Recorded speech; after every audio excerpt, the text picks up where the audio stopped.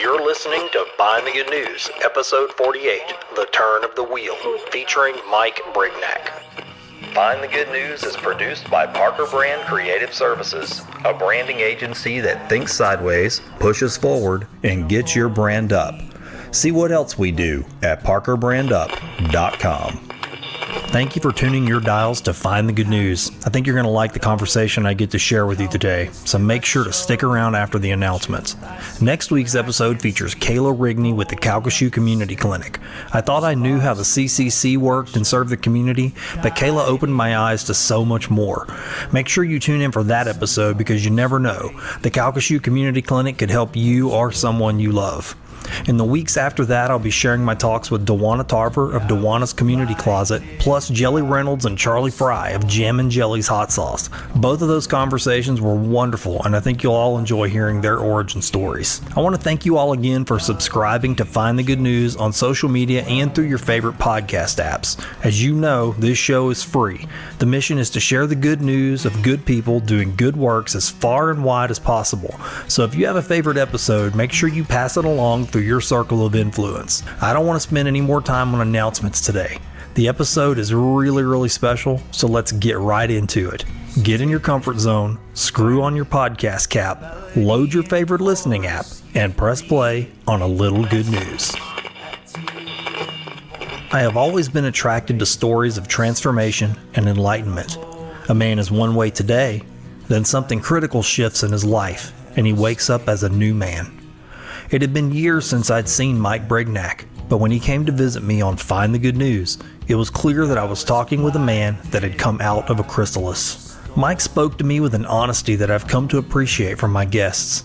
He was fearless and truthful in the way he recounted his days as a local media personality. He relentlessly dissected and described the man he was, someone that he painted as filled with ego and self-centered ways. In one of the most humble and graceful testimonies I've ever heard, Mike described his shift away from media, local fame, and his descent. After an unfortunate accident, Mike entered a 7-year sentence of declining health, which left him debilitated and dependent on others for his care. It was in this state, bed-ridden and imprisoned within his own body, that Mike Brignac changed his mind.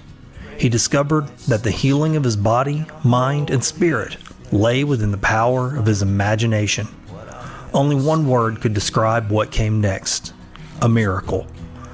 Mike's story will challenge the logical thinker, the supernatural denier, a hardened, unbelieving heart, or a mind that disregards anything fantastic as fiction. Maybe it will challenge you. Regardless, I would encourage you to listen to Mike's story with an open mind and heart. Listen to every word. Perhaps he has been where you have been, or to places you have yet to go. Maybe you have your cocoon yet to weave, or perhaps you are just emerging from your chrysalis. My conversation with Mike Brignac reminded me, yet again, that we all have the potential to change. Sometimes life is like a wheel spinning around us, out of control. But the good news is that sometimes, through our imaginative thinking, we can turn the wheel ourselves to a better way. Wake up, it's morning. You're dreaming up a story. I can hear the way it's going, 'cause you're laughing in your sleep on the path to your deliverance, and a holy wall of light pouring through your window. Old news, bad news, fake news. Sometimes you just want to shut it all down and get no news at all. With Find the Good News, I aim to change that by focusing on good people doing good work. I visit with artists, educators, civic and spiritual leaders, musicians, business owners, students, volunteers, and everyday citizens who are using their creativity, resources, and talents to bring hope and happiness to their corner of the world. In each episode, I dig into the hearts and minds of my extraordinary guests. We have street-level conversations about relatable things going on in their lives. Discover the critical life experiences that shape them, the perspectives that drive them, and the fundamental beliefs that are anchoring them to a path of goodness. There's a lot of news in the world. My name is Oran Parker, and I'm going to find the good. And I love you just as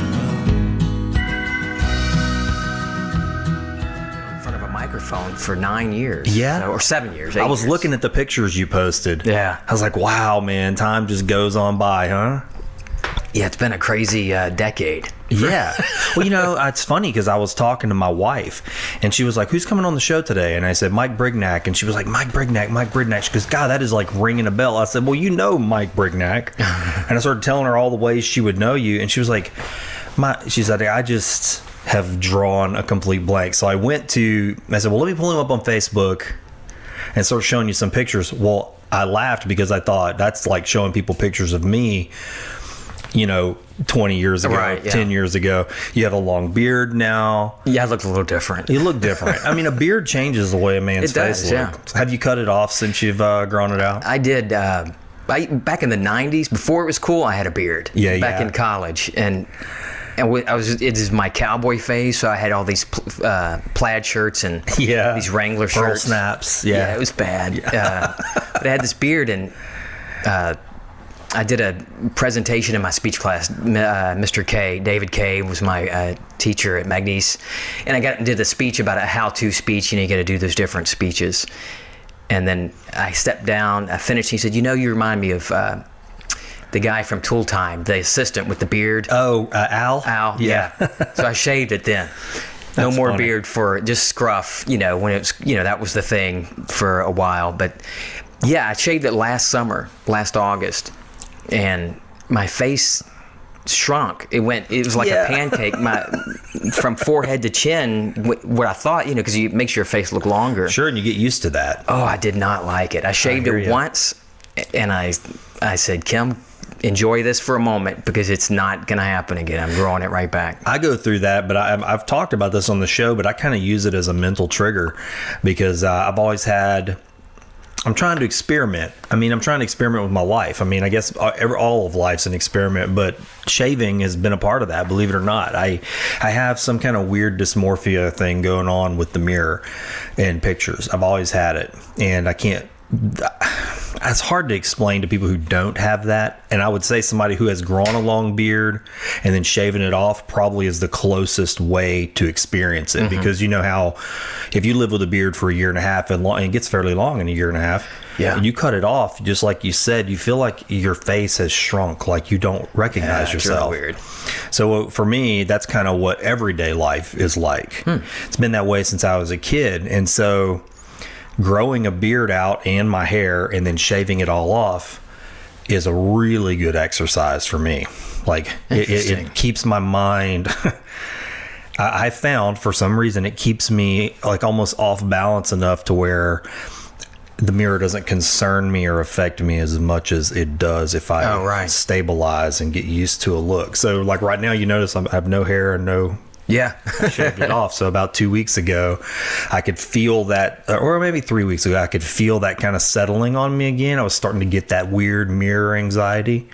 And so I was like, okay, I knew it was time to put myself through that little crucible again. So I shaved everything off and like started fresh. And so now I'm back in the regrowing phase. It's a weird thing. I don't know where it comes from. I've scratched every little cubby hole inside myself to try to figure out what caused that. Because mental stuff comes from somewhere. Yeah. But I understand the dysmorphia. Back when I was 11, 12, I was really large, really big kid, heavy. In fact, I weighed more in fourth grade than I do now. Oh, wow. Yeah, okay. I was, I'm not tall now, but I was really short then. Anyway, so I ended up going on a diet, and it progressed into anorexia. Oh, wow. So I totally get, because I would see, what I would see in the mirror was completely different than what reality was. I would totally see something different, and mirrors were a traumatic experience for me. Yeah. Because I then hated you get it. It totally.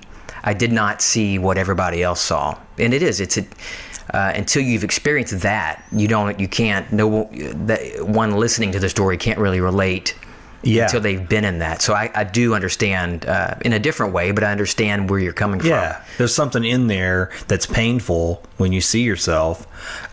It's caused me, and I've tried to use this, to be honest, it's caused me to disassociate myself with the man in the mirror, so to speak. Just not necessarily who I am, but it's made me become more concerned with who I am inside than who I am externally. It's not as important.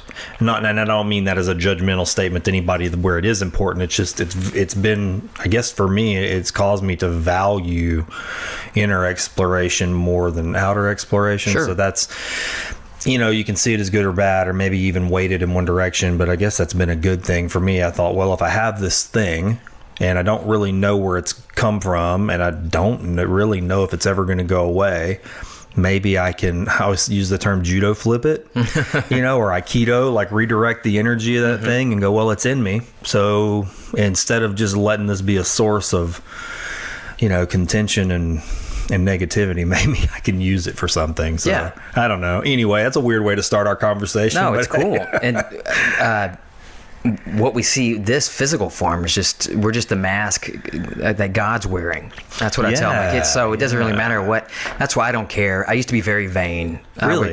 Extremely vain. When is this? Where back in the radio days, and when I worked at Fox 29 and the radio, everything had to be perfect. Because you knew you were going to be photos seen, had right? to be perfect, and everything, every pose had to be, look good and had to sound right and look right, and it just doesn't matter anymore. I do what I want to do. Yeah. If it feels good, if I enjoy it, I do it. If tomorrow I don't enjoy having a beard anymore or long hair, I change it. Off it goes. Yeah, it doesn't. Like I said, and I tell my kids this: what you see in the mirror is just the mask.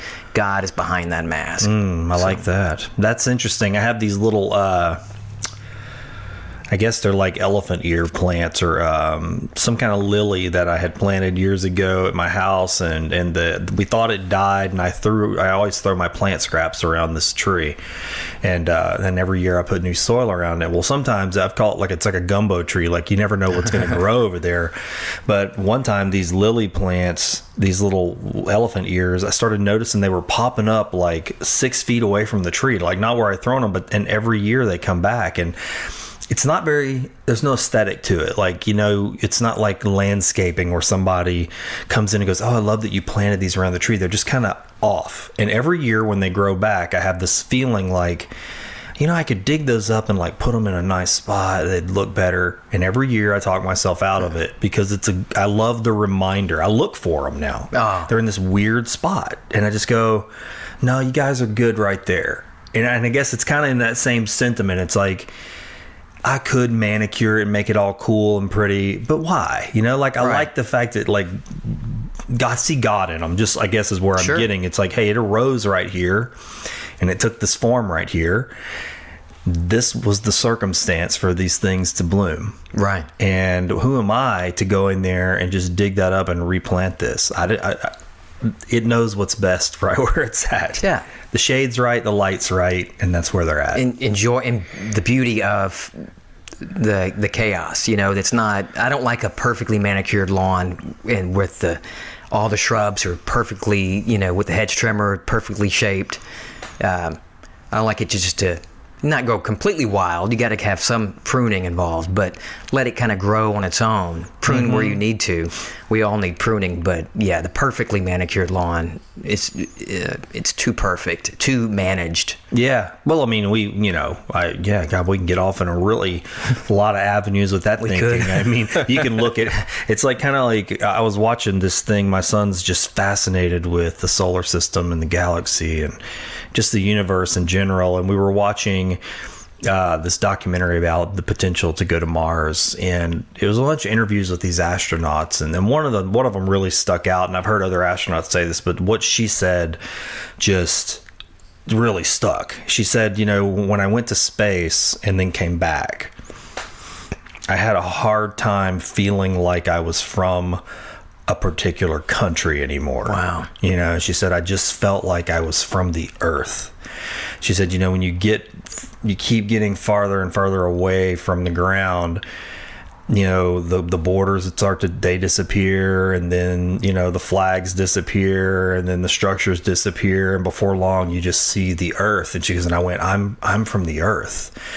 And, so I guess if she wasn't an astronaut and she was saying that, I thought, well, people could totally just go, oh, you're just Right. Your head's in the clouds. And I was like, no, man, her head's in space. Yeah, even better. It just really was powerful. I mean, it brought tears to my eyes. Yeah. I was like, man, she sees herself as just a human being now. And Yeah. I don't know, kind of getting into manicuring and drawing borders and building fences and all that straight line stuff. Sometimes we can get... That's all, yeah. Yeah, we could go off. We could do a lot of different topics, but yeah, that's borders and walls, and it's all BS. We're all, there's no division in humanity. We are humanity. We're all one. So it doesn't matter which womb you came out of, in which country. And so, people, I'm not worried. Eventually everybody will get it. One turn of the wheel. We will all get it eventually, but yeah, that's what I'm trying to teach my kids. It doesn't matter, your origin story as far as your physical form. That doesn't matter. I love what you just said. It's so timely too. I was at the Kashada powwow. Oh, we were too. Were you? Mm-hmm. And I had one thing. I tried to. We haven't been in years, and I told my wife, I said, I'm looking for one thing today, and I'm going to find one somewhere that I can keep. And she's like, what is it? Like, I'm looking for a medicine wheel, and and I knew some things about it just from reading, and how it kind of translates to other cultures too. But it ties into what you said, the turn of the wheel. Yeah. And I found one made out of bone. Actually, I got it on my neck right here. Oh, that's cool. And I went to asked the guy how much it was, and I guess they're probably used to people not knowing what things are, And so he was like, "Hey, do you know what that is?" And I said, "What's a medicine wheel?" And he goes, "You know the story?" And so I just said, I know some things, but I'd love to hear. And it was just, I love that. I was like, that was something new for me, because I feel like sometimes I can take the position of, I know about that. I don't need you to tell me. I've read a book about that. I don't need to know. Or I have a high interest. I don't need to know. So it's stupid, because I don't know. It puts me in the position of, no, I've already framed that up myself. Right. So thanks anyway. But I thought, you know what? I'll just say, I know some things, but I'd love to hear, because I don't know what he's about to tell me. And I got the greatest little 10-minute history lesson from this guy, and he talked about exactly what you said. I mean, one turn of the wheel, and that medicine wheel. He was like, well, you're here, and this is this part of your life. He said, but you'd always need to remember that the wheel's turning around the center, mm-hmm. And the wheel just keeps going around, and you have to expect these seasons of life. And he pointed it out, directional seasons, actual seasons, mm-hmm. Different elements. It was just a great conversation. That is cool. I like that. Awesome. Yeah. So it's like when you said one turn of the wheel, I was like, oh yeah, man, that's exactly what this guy was talking about. Medicine wheel, philosophy, theory, whatever. Yeah. So okay, I got to ask. I'm listening to you talk, and we were talking off pod at the beginning, and I'm just kind of drawn in by everything you're saying, the way you're talking about the things you're teaching your kids.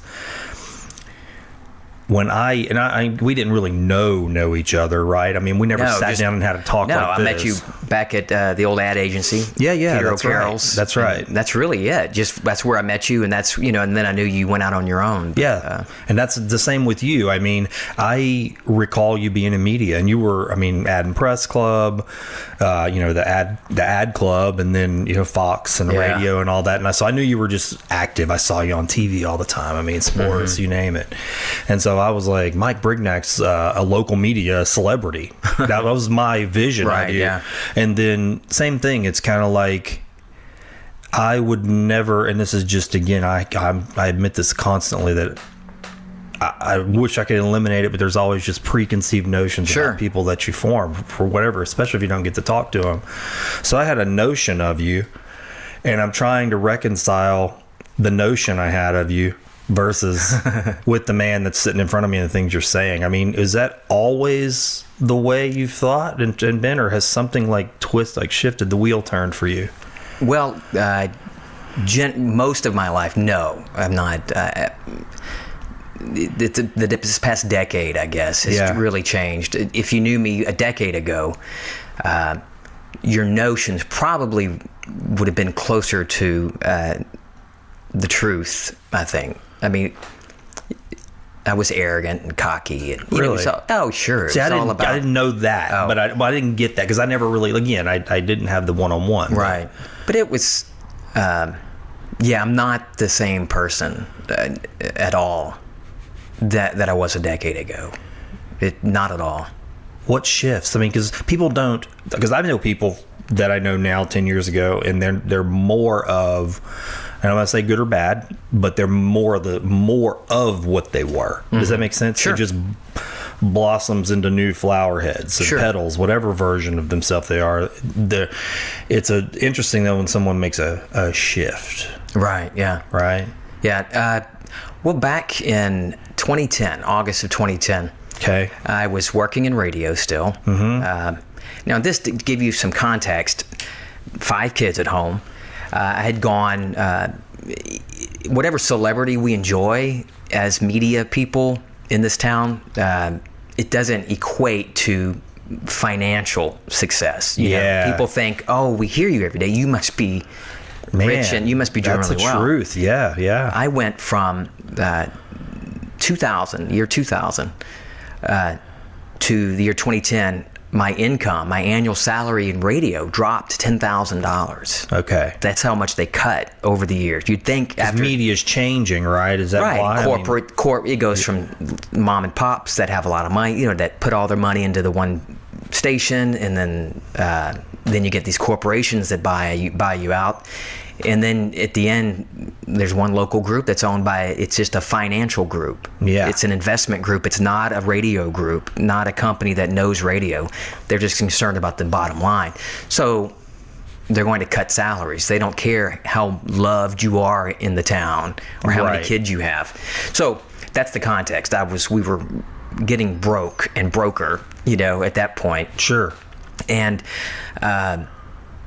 the BP oil spill had happened. Okay. Yeah. And I'm going to go back to that in just a moment, because there's an interesting thing, a comment I said the day it happened. And anyway, I'm in radio, and then I get a call from a friend of mine who's got a job. He doing the cleanup, working in BP cleanup. Yeah, the BP cleanup, making big money. The laborers were making huge money, like triple what I'd be making. I had a buddy doing in radio. some of that back then. Now that I think about it. So this friend called me and said, "Hey, I've got you a job.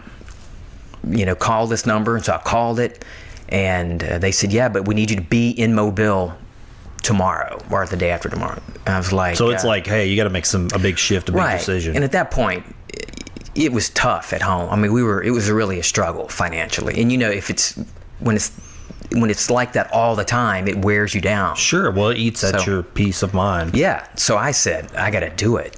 So I jumped on it. I left radio like that, because making the money for my family, providing for them, meant more than whatever status I thought I had in radio. So I took off to Mobile. Showed you the labor force, the quality of labor that they had there. The first day I was there, they named me foreman of the pressure washing team. The company I was contracted with was the pressure washers cleaning the boom that they would pull in from the Gulf. Okay. They gave me the red hat, said, "You're the foreman." I'm like, "I'm the foreman?" And you're going, Are you serious? I just left radio. I don't normally sweat. I don't do this. And now you're in charge. Yeah. That's so interesting, man. I was there for a week in the 114 degree heat in August in Mobile, down near Dauphin Island. And there was a company across the canal from us, and you can look up OSHA's website where they actually use this account in one of the chemical classes at Sewella. This account, there was an anhydrous ammonia leak from this refrigeration company, Millard Refrigeration, and the ammonia it was just enough breeze for it to drift over to our side where we were. And we were all outside, no buildings to get into. Y'all weren't prepared for that, right? That wasn't on your radar at all. No, we had no safety equipment whatsoever. The only safety equipment we had was for our job, the pressure washing. So we had rain suits and masks. Okay. But there was no structure to go to, not even a windsock to show us which direction the wind was blowing. Nothing. So I'll speed this part of it up. We were in it. I was in it for about 50 minutes with no protection, breathing in this anhydrous ammonia, as were hundreds of other people. But we finally made it off, and I ended up getting sick. I had what I thought were weird seizures, or just a lot of weird things happening. Vision was very blurry. How quickly does that start happening after this exposure? Immediately the eyes started, just messed up vision. Some breathing, but it affected me more in over the next few months.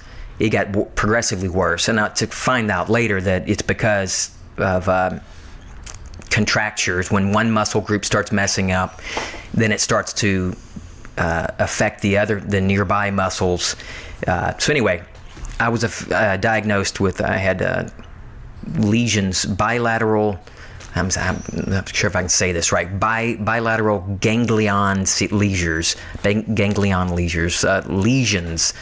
I had little lesions in the brain because of this. Yeah. And it caused outward manifestation of that brain dysfunction was ataxia or generalized dystonia. Dystonia is something that actually 40% of Parkinson's patients suffer from dystonia as well. Yeah. And it's uncontrolled muscle movements. I'll show you pictures later of what I looked like. I was twisted up like a pretzel. Oh my gosh, I couldn't control the muscles. Well, without being too graphic, in case anybody's eating or drinking coffee right now, think of every muscle you can control. Okay. I would lose control. Oh, wow. And that involves bathroom muscles, Really? Oh, yeah. It was bad. And it got worse over the years because the more my muscles stayed contracted and twisted, it would affect the next set of muscles. Imagine a Charlie horse cramp. Mm-hmm. Those are awful. Now, imagine having one of those from your entire right side of your face all the way down the right side of your body to your toes all the time. How long are we talking, Mike? 7 years. My God. So that's just recently is stopped. I mean, yeah. Right? Yeah. Oh yeah. My God, Mike. So imagine that all the time. I got used to it, but then you get too used to a certain level of pain. But then there were times where even then I would get cramps on top of those cramps. It really messed with my head. Got very depressed. Well, your body sort of becomes this thing that's punishing you. Then all of a sudden, a cell. And I'm happy, I know it. If you're like me, then you've got a long wish list of things you need to do around your house, things you just can't get to. It's not that I don't want to do them, but between my responsibilities at work, producing this show, and squeezing in some valuable mental downtime, I can't seem to get around to fixing the small stuff, and the big stuff is just waiting in line. To be honest, it kind of stresses me out. Maybe you're stressing out too. Well, stress no more, because I've got good news. My friend Ben Vaughn Duke has started a handyman service, and he takes the mystery out of getting these things done. Ben Vaughn Duke is not just some guy that calls himself handy. He knows what he's doing, and he knows a whole lot. Not only is he an experienced and professional carpenter, but he's kind of a Duke of all trades. What I love is that he's created an a la carte price list of services, so you don't have to worry about getting in your pockets too deep before you're ready. He'll fix your running toilet, install appliances, replace fixtures, install ceiling fans, repair sheetrock and concrete, and a whole lot more than that. Look, I'm not too proud to say this, but sometimes it takes me 3 times as long to fix something because I've got to get online and search videos just to figure out what tools I need. Then I have to go buy the tools that I don't have, and then sort of come home and do the job. I don't have to do that anymore because Ben Vaughn Duke will do it and do it better. On top of all that, he's just a good person, someone you can trust. He's honest, he's kind, and those are things that I value highly, and I bet you do too. You can get a hold of Ben Vaughn Duke, the Duke of all trades, the good old-fashioned way, by using the phone. Call or text Ben at 337-540-1355. That's 337-540-1355. He'll send you his service and price list, and trust me, his prices are more than fair. And do me a favor, when you do message Ben at 337-540-1355, tell him you heard about the Duke of all trades on Find the Good News. Exactly, yeah. You know what, I thought I deserved it. I deserved. Did you? Oh yeah, because of how much of a jerk I was. So like, well, this is it. So you felt like this was like a type of karmic thing. Right. And this was like, well, I deserve this. I deserve worse than this. This is good for me because I've just been an a-hole for all my life for so many years. I deserve this. Wow. So I lived like that for so long. And so you not only are you your body's punishing you, and then your brain your thinking you start punishing yourself. Oh yeah. You've attached judgment to it, like it's now a judgment that's been placed upon you. It's your penance. I gave it meaning, a meaning that didn't exist, only within my own mind. Right. That I deserved it, but it got very dark. I mean, when I ended up having to use crutches and a wheelchair, there were, a number of occasions I would fantasize about how am I going to kill myself. Really? Yeah. So it was, man, how does that end? Does that stop? Oh yeah, it stops. All of it. Before I get to that, please don't let me. I want to hear back into April. This is show you the kind of a jerk that I portrayed myself as, that I think I was before all of this. The day that the BP oil spill happened, I guess April, I can't remember the date, but I had just finished our last newscast. My last newscast of every day was usually recorded, 10:50, I'll do the 11 a.m. live, and then my noon is recorded, noon and 1, and I'm out the door, and I was done for the day. I was hanging out with Todd and Dale in their studio, and Todd points at the TV and shows me this rig on fire. He said, shouldn't you be doing something about that? And I said, what's that got to do with me? Wow. Well, did you believe that? At that time when you said it, I just didn't care. I was like, what's that got to do with me? Yeah, that's, and then it's just interesting, that I answered my own question just several months later when I was actually there cleaning up that mess and then got sick from it. Wow, and what's that got to do with you? Yeah, so I can see, and now how quickly after that happened did you remember saying that? Oh, it was probably a few years when I remembered a flashback to that day. I was like, oh, wow. And I don't believe there's no God on the outside of us, out there in the ether. Hey, wow, I'm going to get you back for that. You said that. Yeah, right. But what we imagine and what we give feeling to within reproduces itself in our life. What starts within us manifests itself in our physical world. So that attitude and uncaring, I created that. I set myself up for that, I believe. There's no... I don't believe in karma from the outside. And whatever you call it, you reap what you sow. Yeah. I tell my kids, and I live by this now, that whatever you create within is what shows up in the outside world. The reality is inside of us, and what we create inside is what will confront us at an appointed hour, whenever that hatches, or whenever it's born in our lives in the physical world. So, So back, so this was. It was. I'm not going to get into. It was just a dark, number of years, and my kids and my wife Kim, everybody was so patient and loving. That she deserves so much credit, and my kids, for putting up with me and caring for me. We had to move our bedroom, had to be moved to our dining room downstairs because we were living upstairs. I couldn't go up the stairs anymore. So all of these things, I went from being so prideful and so arrogant. I'm this, and I'm worrying about how I'm going to sound on the radio, or how I'm going to look on Fox on the talk show. And so here I am, crapping my pants, excuse my language, but not making it to the bathroom, in a wheelchair, not being able to do anything, living in our dining room, went from one end of, to the other. But it's fine, because that's where I went. That's the journey I was on to discover all kinds of wonderful things. I wasn't being punished. There was no outside God putting his thumb down on me. I was punishing myself. Not that we've all done things we're not proud of, and I've had plenty that I wasn't proud of.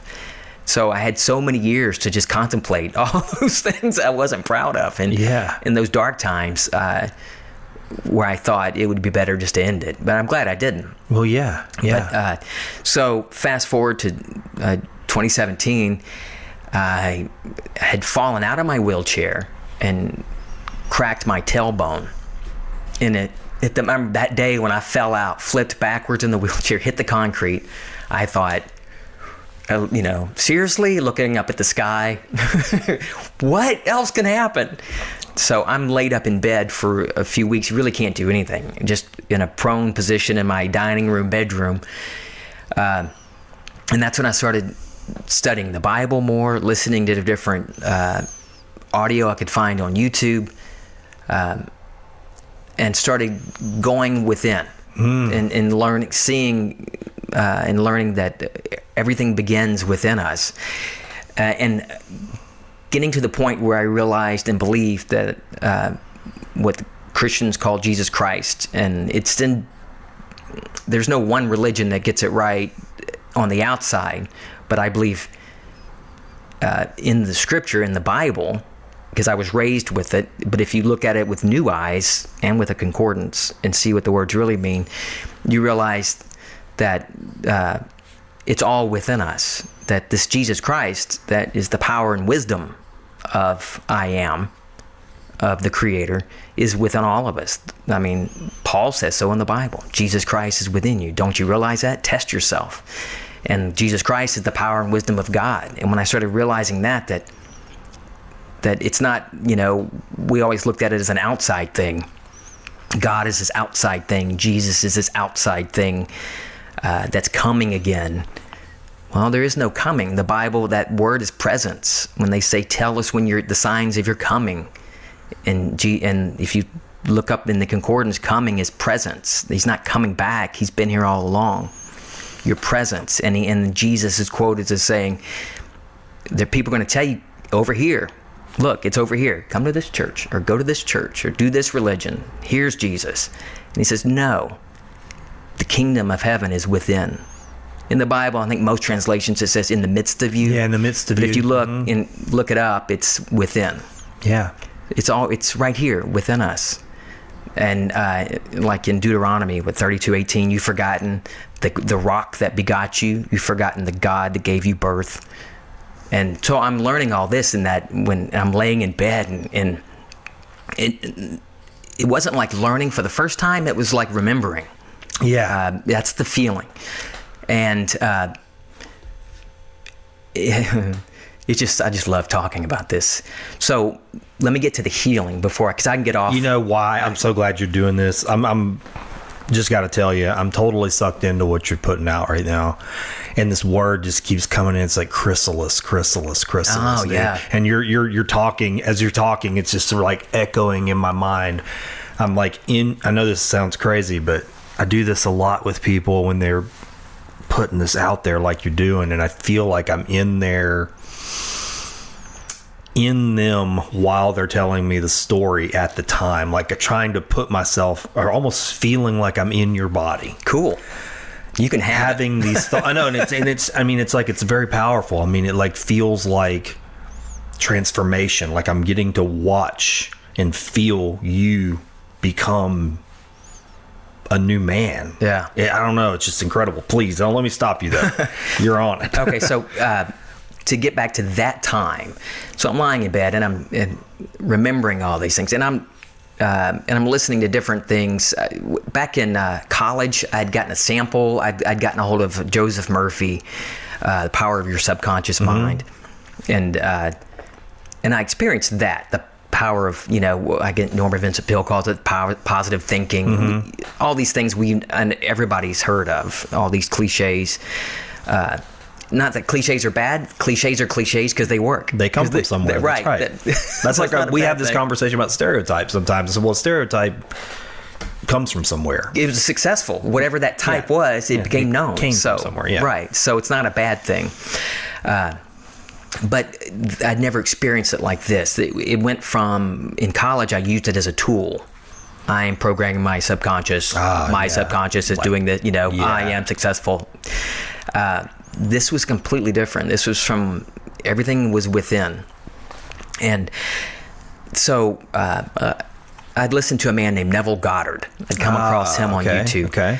And I'm like, well, this guy's crazy. He sounds funny. He's got a weird accent. But and he talked about it. He called it imagination. Used instead of consciousness or awareness, he just used it.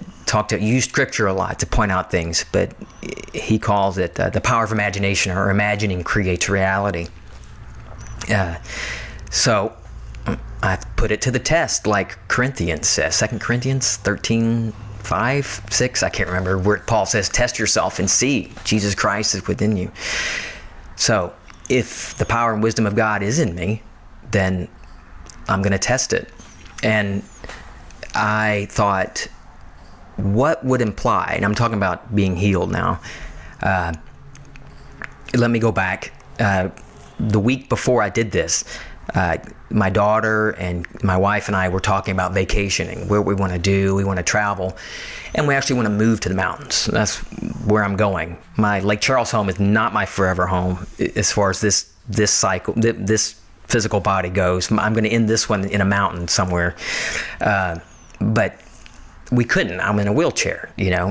I can't get up. I can't even walk up flights of steps. I go up a mountain. To the mountains. Yeah. So I'm in this contemplative mood on my bed, Thanksgiving morning, and I start pondering what we talked about, traveling, going to the mountains, all these different things, and this little internal conversation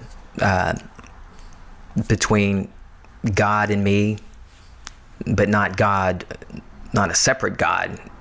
God within me. It's not like I was hearing a voice. Yeah, you're not outside talking about Sky Father. Not like Michael. Yeah, right.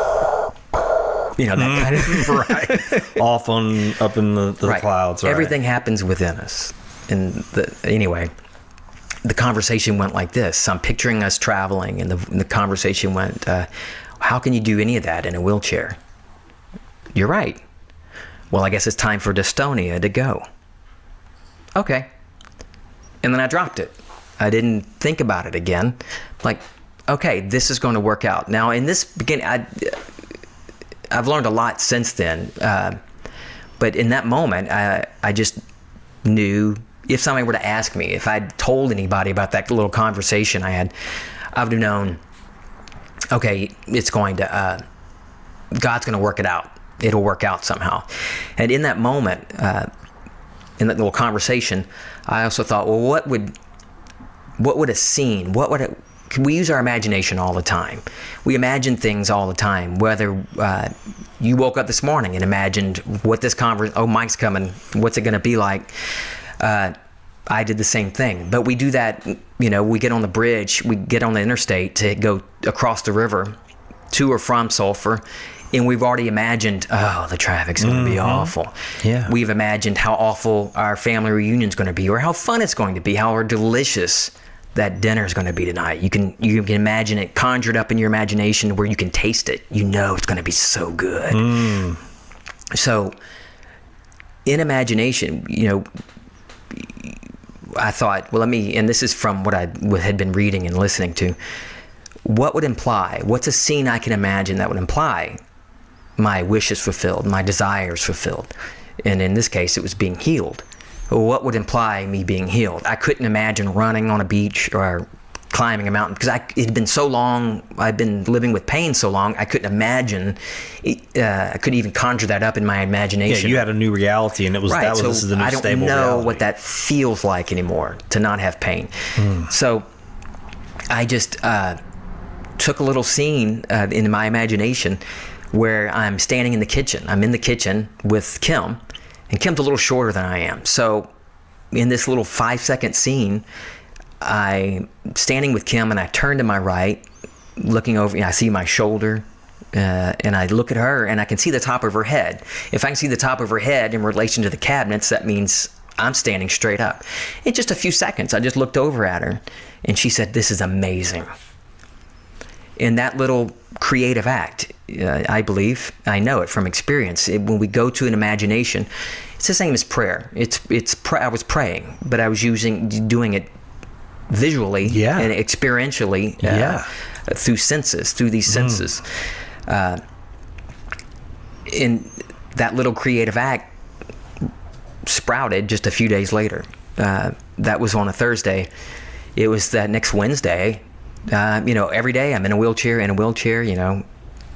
incontinent, in a wheelchair, can't write, can't do this, can't do that. And I didn't really think about it again. The seed was planted, and had I talked about it, I would have said, it'll work out. It's going to work out somehow. Anyway, Wednesday night, I'd gotten up at the house. I could hobble around with my forearm crutches, two little sticks. I'm in an armchair, and I was going to stand up to grab my crutches, and I stood up, and I just kept walking. I stood up, and there was no lightning bolts or thunder, or no smoking bush or anything like that. It was a very natural occurrence, and that's the way things happen. They happen in a natural way, where most people would say, well, it can't be anything supernatural. But I stood up, and it was just a fluid. I just kept walking, and I passed up the crutches and passed up the wheelchair and walked through the kitchen, and Kim hollers back, "Wait, come here." And I turned around and walked back, and I said, "Yeah." She goes, "Walk over there to the door." And I walked, and I came back. She said, "You're walking normal." I was like, "I know, isn't this great?" And I told her everything that had happened, that little internal conversation. Shared that, I hadn't told anybody. So it was a little internal conversation I had 6 days before that I told her about. And then, wow, yeah. So, and I thought that would be initially I thought, well, I'm healed. This is the big story I'm going to tell everybody. This is, But that same creative power that healed me is the same creative power that gives me a safe trip home, or gives me a lovely experience with you in this podcast. There is no easy or hard or great. There's nothing too big or too small. There is nothing that's bigger than or smaller than. It's whatever you wish, whatever you desire. So it's a yummy cup of coffee. I desire that right now. Yeah. It's the same creative power within us. There is no, we make it big or small.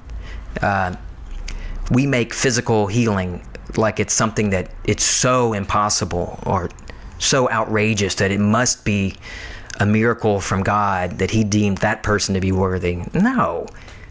If you're looking at worthiness, I'm certainly not worthy of being healed, but that's not how it works.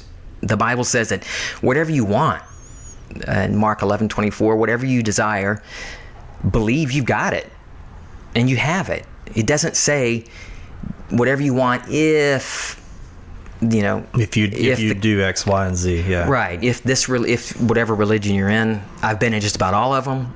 I've been baptized in all of them.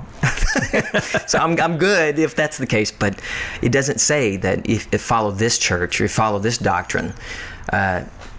It doesn't say you have to follow, you have to follow anything. It could be, like I said, a yummy cup of coffee. It could be something bad. It could be something hateful. See, that's if you want it, if you believe it's happening, it's going to happen.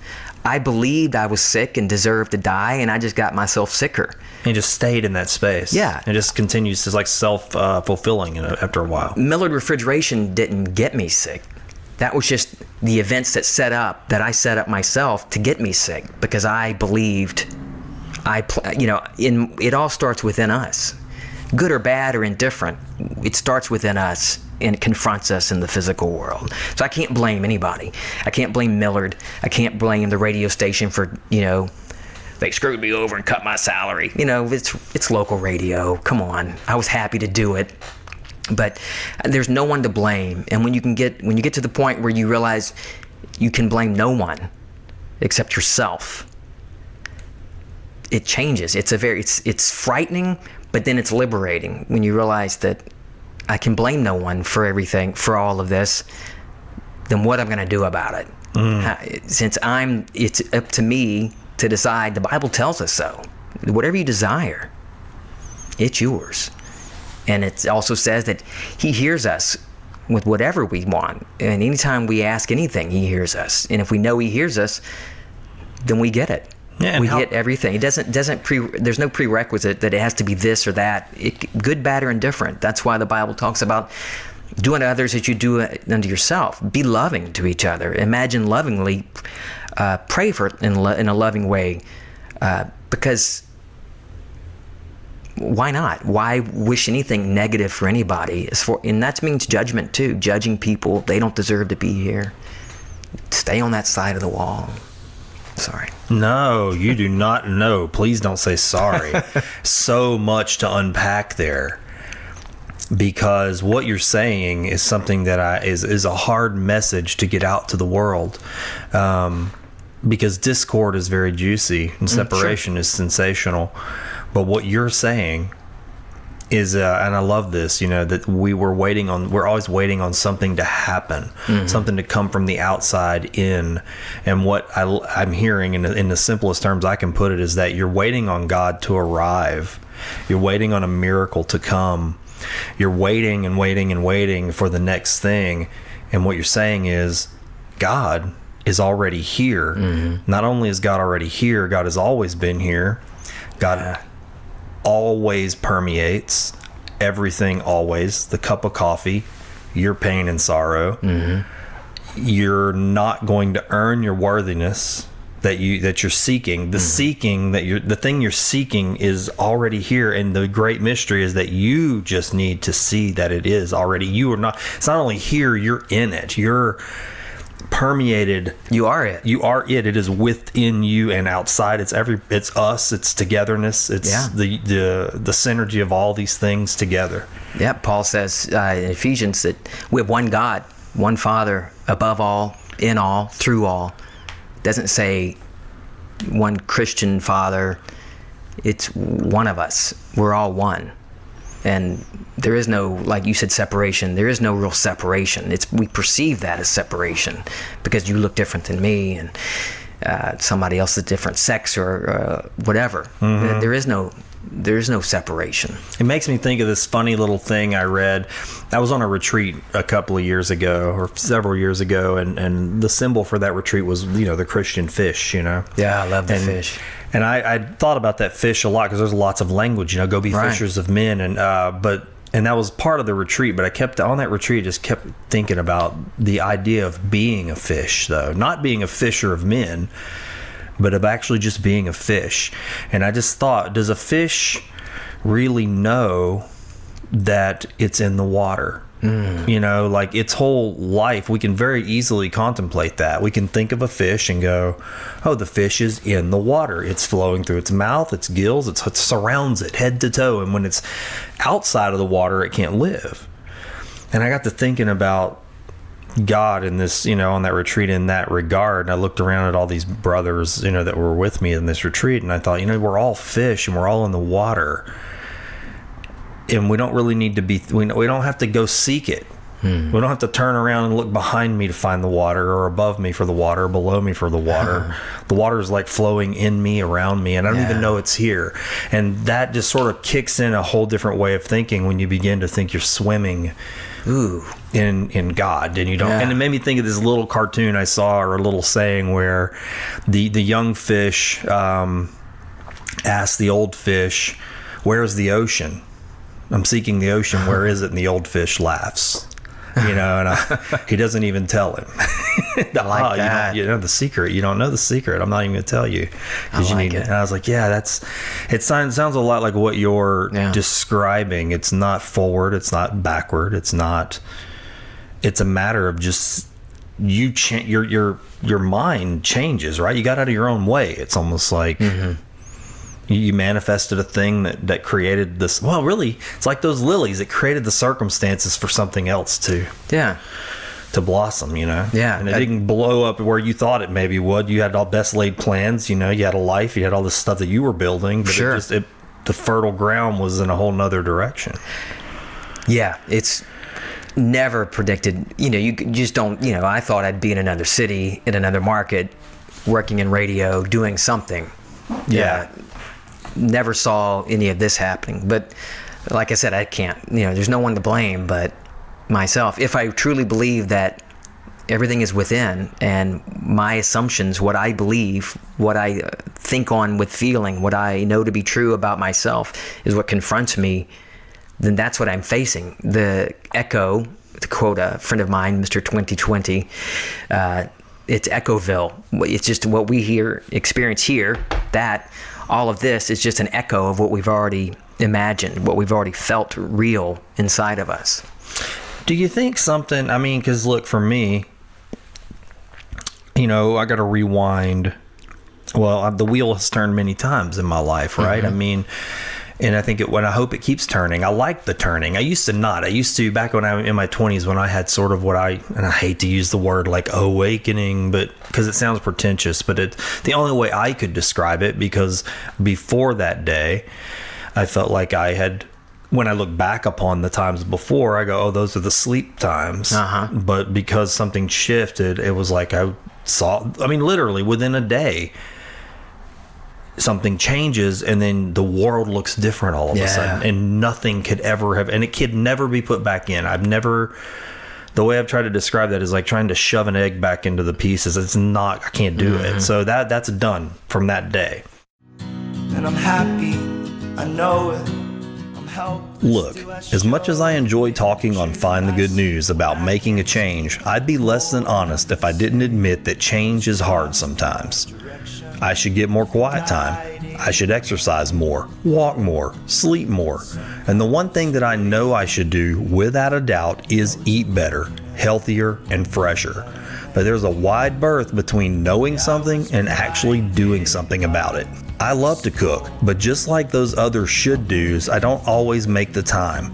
This is where I have to tell you about Fresh Fuel, because it takes procrastination out of my way. Fresh Fuel is a fresh take on getting healthy, wholesome, and satisfying foods in your life as a Kickstarter to critical change that lasts. When you sign up for a Fresh Fuel program at thefreshfuel.com, you'll find tiers for your specific level of can't get up and go.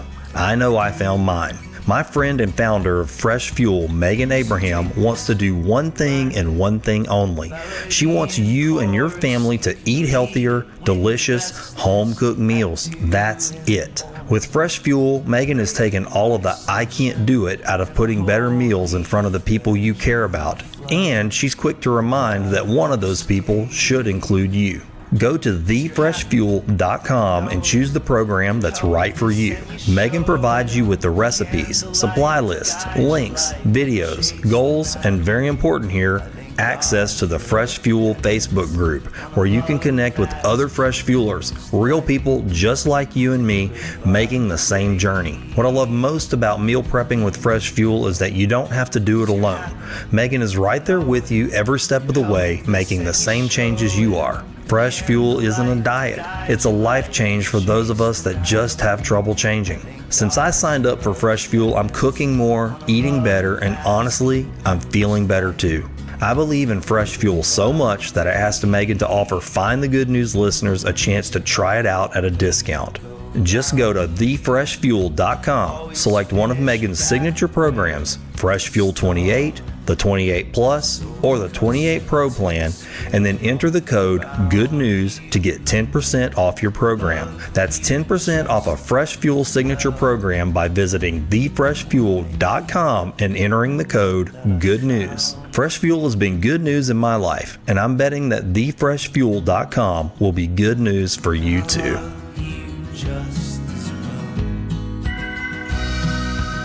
I wonder, for me, it took getting to a dark place, right? Getting into a dark hole. So it's funny because I feel like I had to have my eyes covered, because if I hadn't had them covered, I don't think I could have seen outside the hole. And I hear that so often. And it's not all that dissimilar from what you're describing. And you can look at, look, even Moses. We're talking about the Bible. You look at his life and the things he's went through before he has his burning bush moment. Right. And things begin to change. Is that necessary? Do you think it's necessary? Or do you think the effect is more lasting when you do go through those times? I think each turn of the circle, we're born forgetting. We have forgotten. I believe that we reach a certain point of awakening and we don't go back, but we all are born forgetting. Like I quoted earlier, we've forgotten the God that begot you. So we all have to. So we're all blinded by the elements, what we see and feel, hear, what we experience, until we awaken. Yeah, everybody will eventually awaken. I used to hate the word too, but I really love the word awaken. Yeah. Because, you start to. So yeah, to answer your question, there is a dark time, whether it's perceived as dark or not. You could perceive it as a dark time and still not be awakened. You could still be blinded to reality, real reality. Yeah, real reality. But interesting, you mentioned Moses. The word Moses means to draw out or to be born. And if you look at that in spiritual terms, not secular history as a physical man, if you just look at what that means, that aspect or that state of mind or state of consciousness, that's the beginning of awakening. But Moses couldn't go into the promised land. Moses, the two that led the people out of Egypt, led them into the promised land were Joshua and Caleb. Joshua, it means Jehovah saved. Joshua is the same name as Jesus. Jesus, it's all the same. But Joshua, Jehovah, which means I am, and Caleb, which represents faith in Hebrew, led the people into the promised land. And if you look at that, we all have the Moses inside of us, that stage. We all have that within us. So if you're looking back in the Old Testament, if you grab a concordance, I don't study without I think my family crazy because that's all I do usually is just I'm studying the Bible and with the concordance. And if you look at all these different names, it's really all these different aspects of Jehovah, Yahweh, the Yod, He, Vav, He, the Hebrew letters, the self-existent one, the I am within all of us. And so that just got me. So Moses, the beginning, the beginning of awakening, but it's Joshua and Caleb, it's Jehovah saved and faith that gets you into the promised land, gets us to that wish fulfilled or desire fulfilled. Proverbs says a desire, a hope deferred makes one sick, makes the heart sick, but a wish fulfilled is like eating from the tree of life. And that's your promised land, whatever it is. Healing, success, awakening, love, to be loved, to be loving, to be rich and famous, or to be, whatever you want. The Bible, God's no respecter of persons. It says so. And the Bible doesn't give you can only get what you ask for if it's this. No, it tells you whatever you're asking for, whatever you believe that you're going to get is what you get. So if you think you're no good, you're going to be confronted with things to prove that to you daily. If you're hateful, murderous, you think people with darker skin are no good, there'll be things to confront you that reflect your feeling. If there's hateful stuff inside of you, then you're going to be confronted with the echo of that. So why not just imagine lovingly for everybody, for yourself and everybody, even in traffic? When that middle finger still twitches sometimes on my hand, like, just give me a second, let me just flip them off just once. I did that.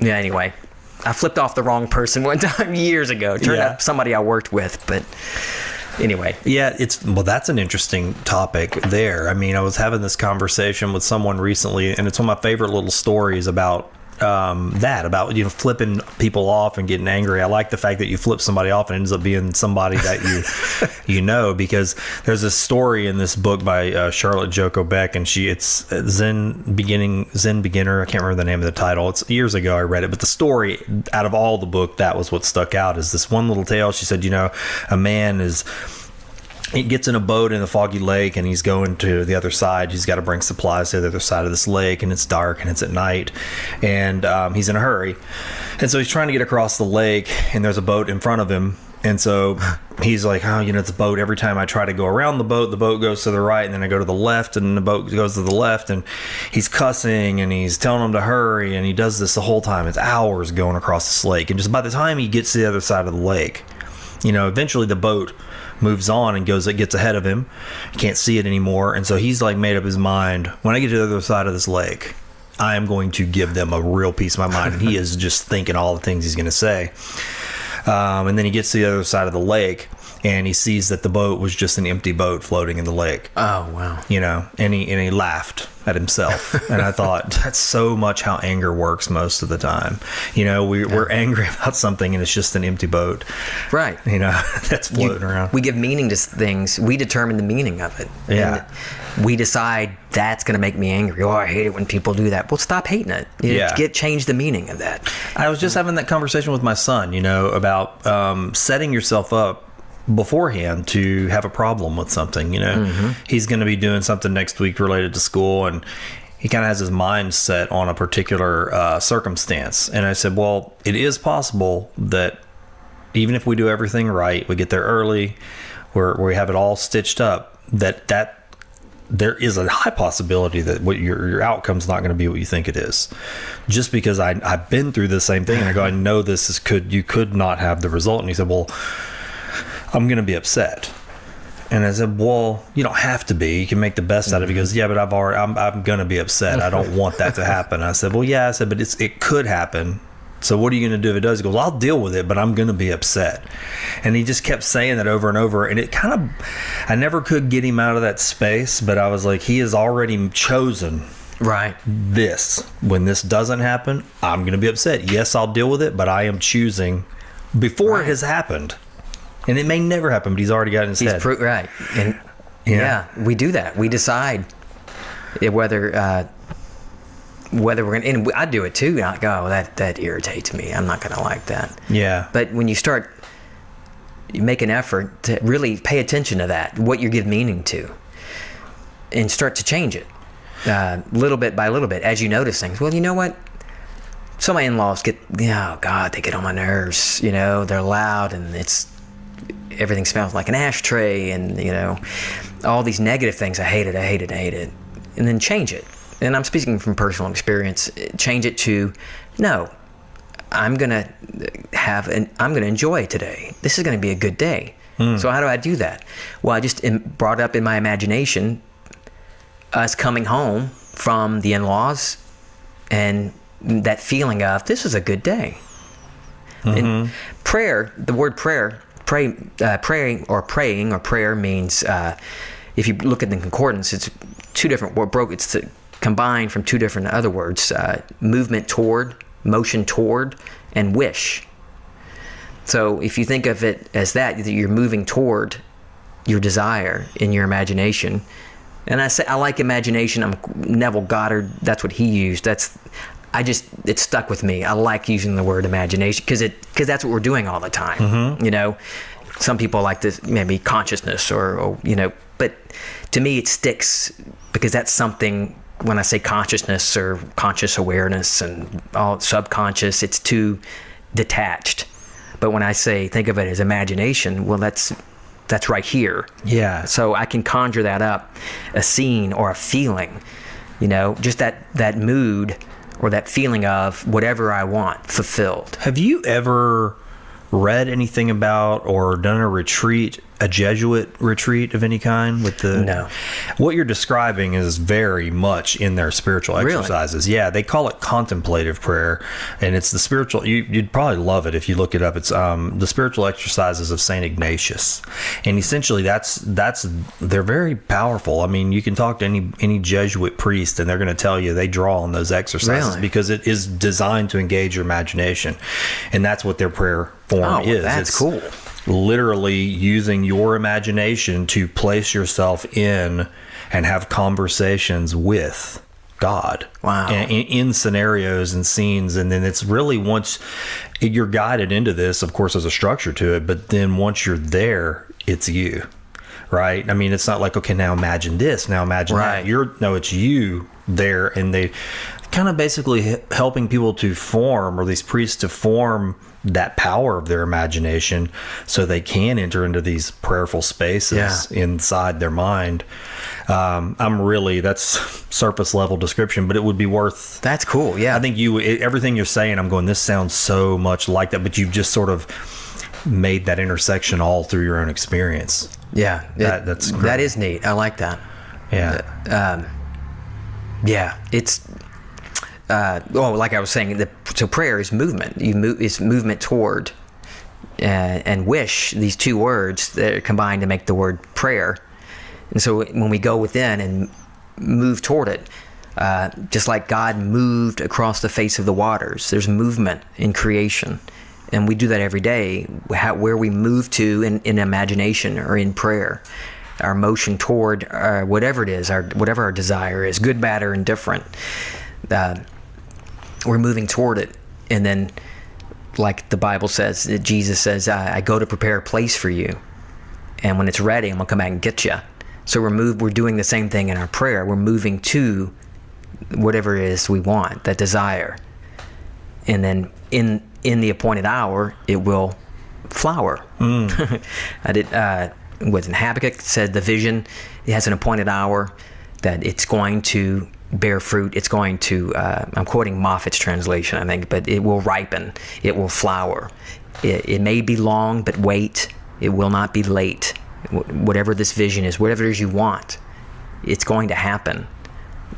Once you planted the seed, know that it's planted and just wait for it to, at its appointed time, it's going to sprout.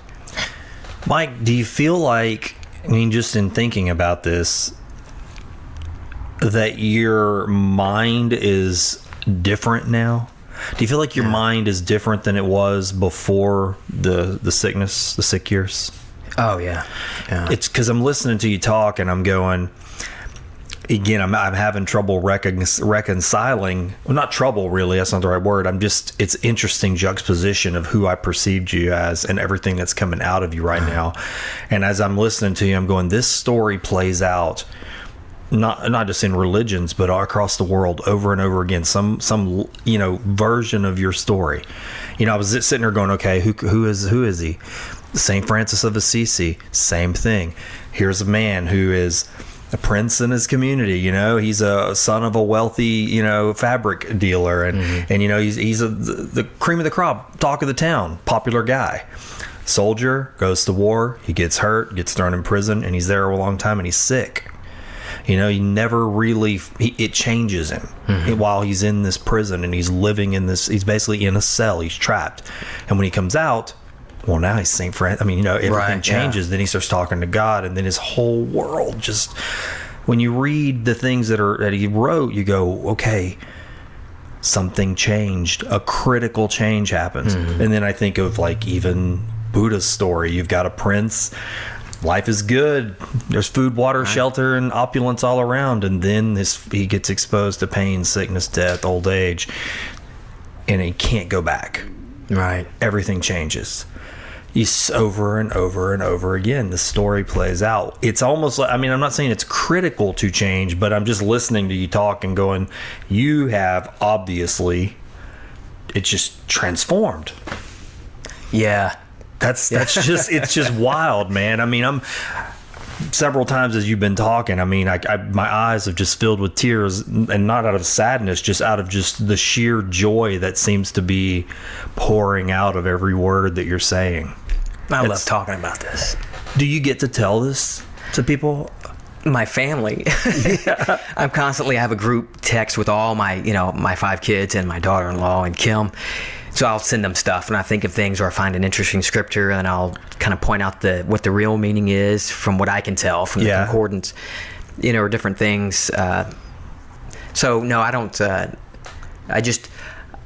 I enjoy it, and this is what I love doing. Yeah. And I know I'm going to, as long as I'm still here in this physical form, this is what I'm going to be talking about.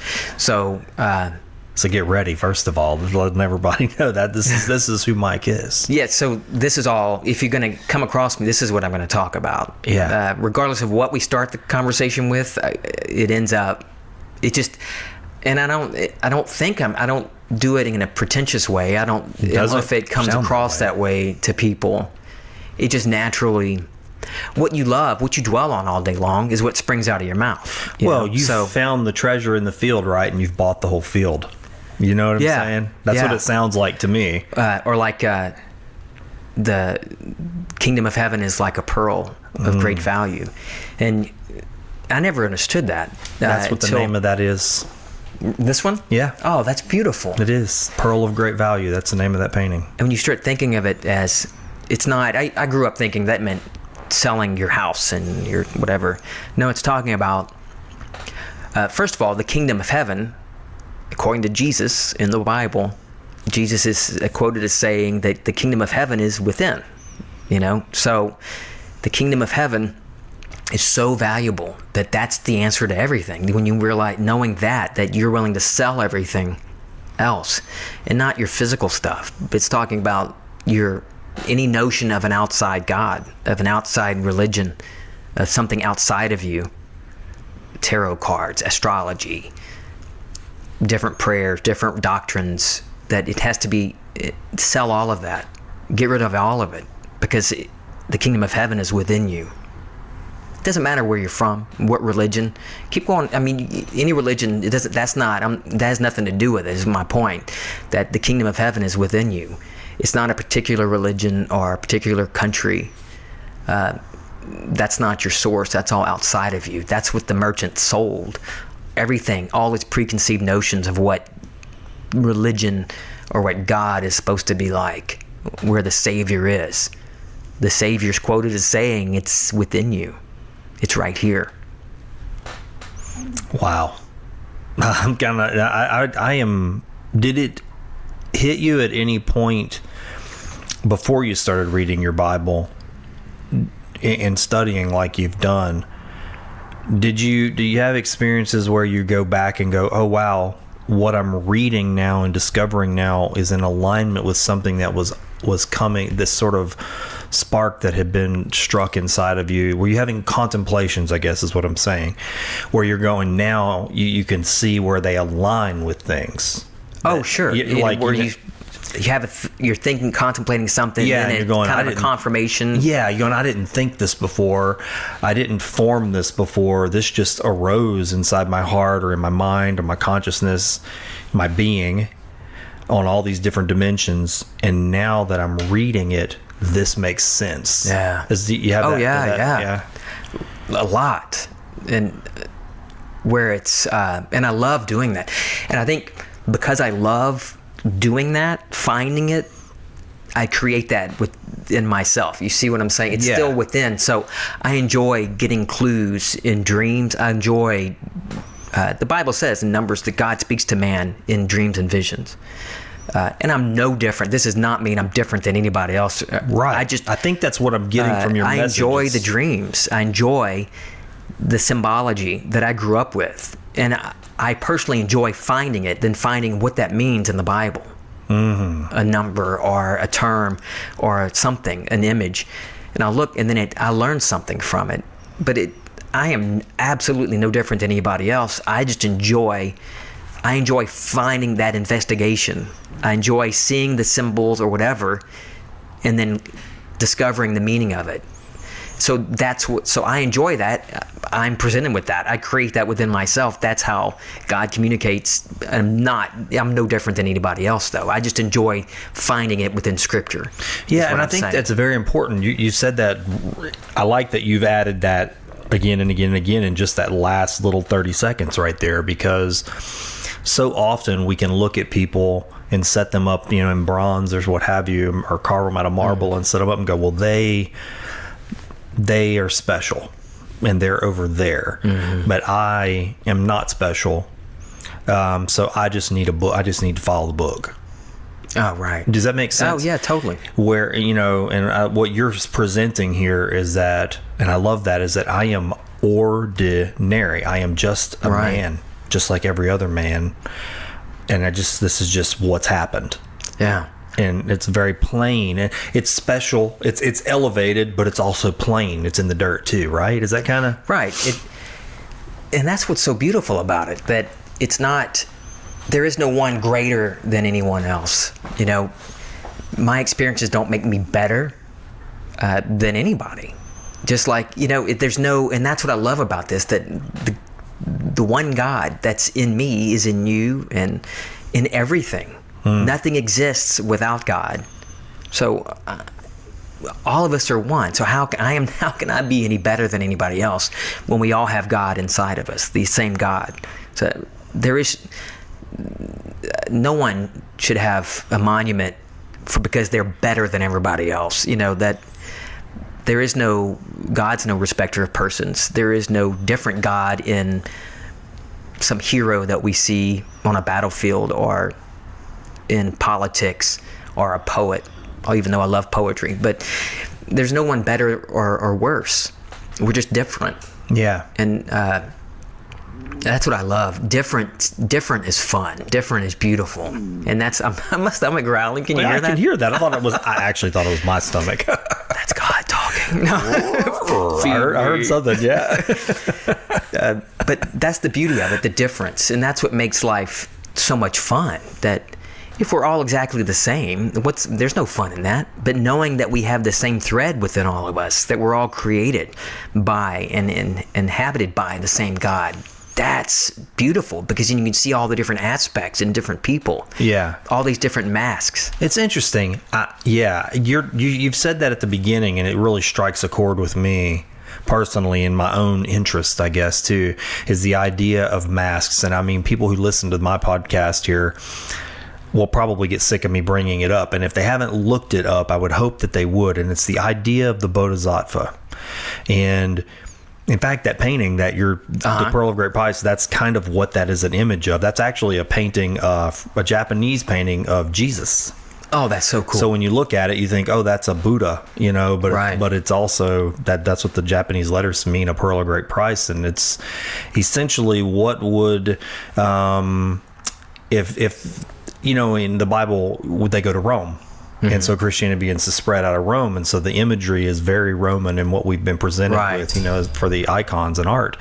But what happens if Christianity goes to Japan? Mm-hmm. And it doesn't happen in Rome? What does it look like then? What are the images and icons? So that's kind of what this artist does, is he takes and kind of imagines, what if the seed is planted here and then it grows out of that culture? What does it look like? Which I think that's very fascinating. Yeah. But getting back to the idea of the Bodhisattva is in the masks, is that a human life which generates compassion and love and mercy and all these things that connect it to the other, is one lifetime enough?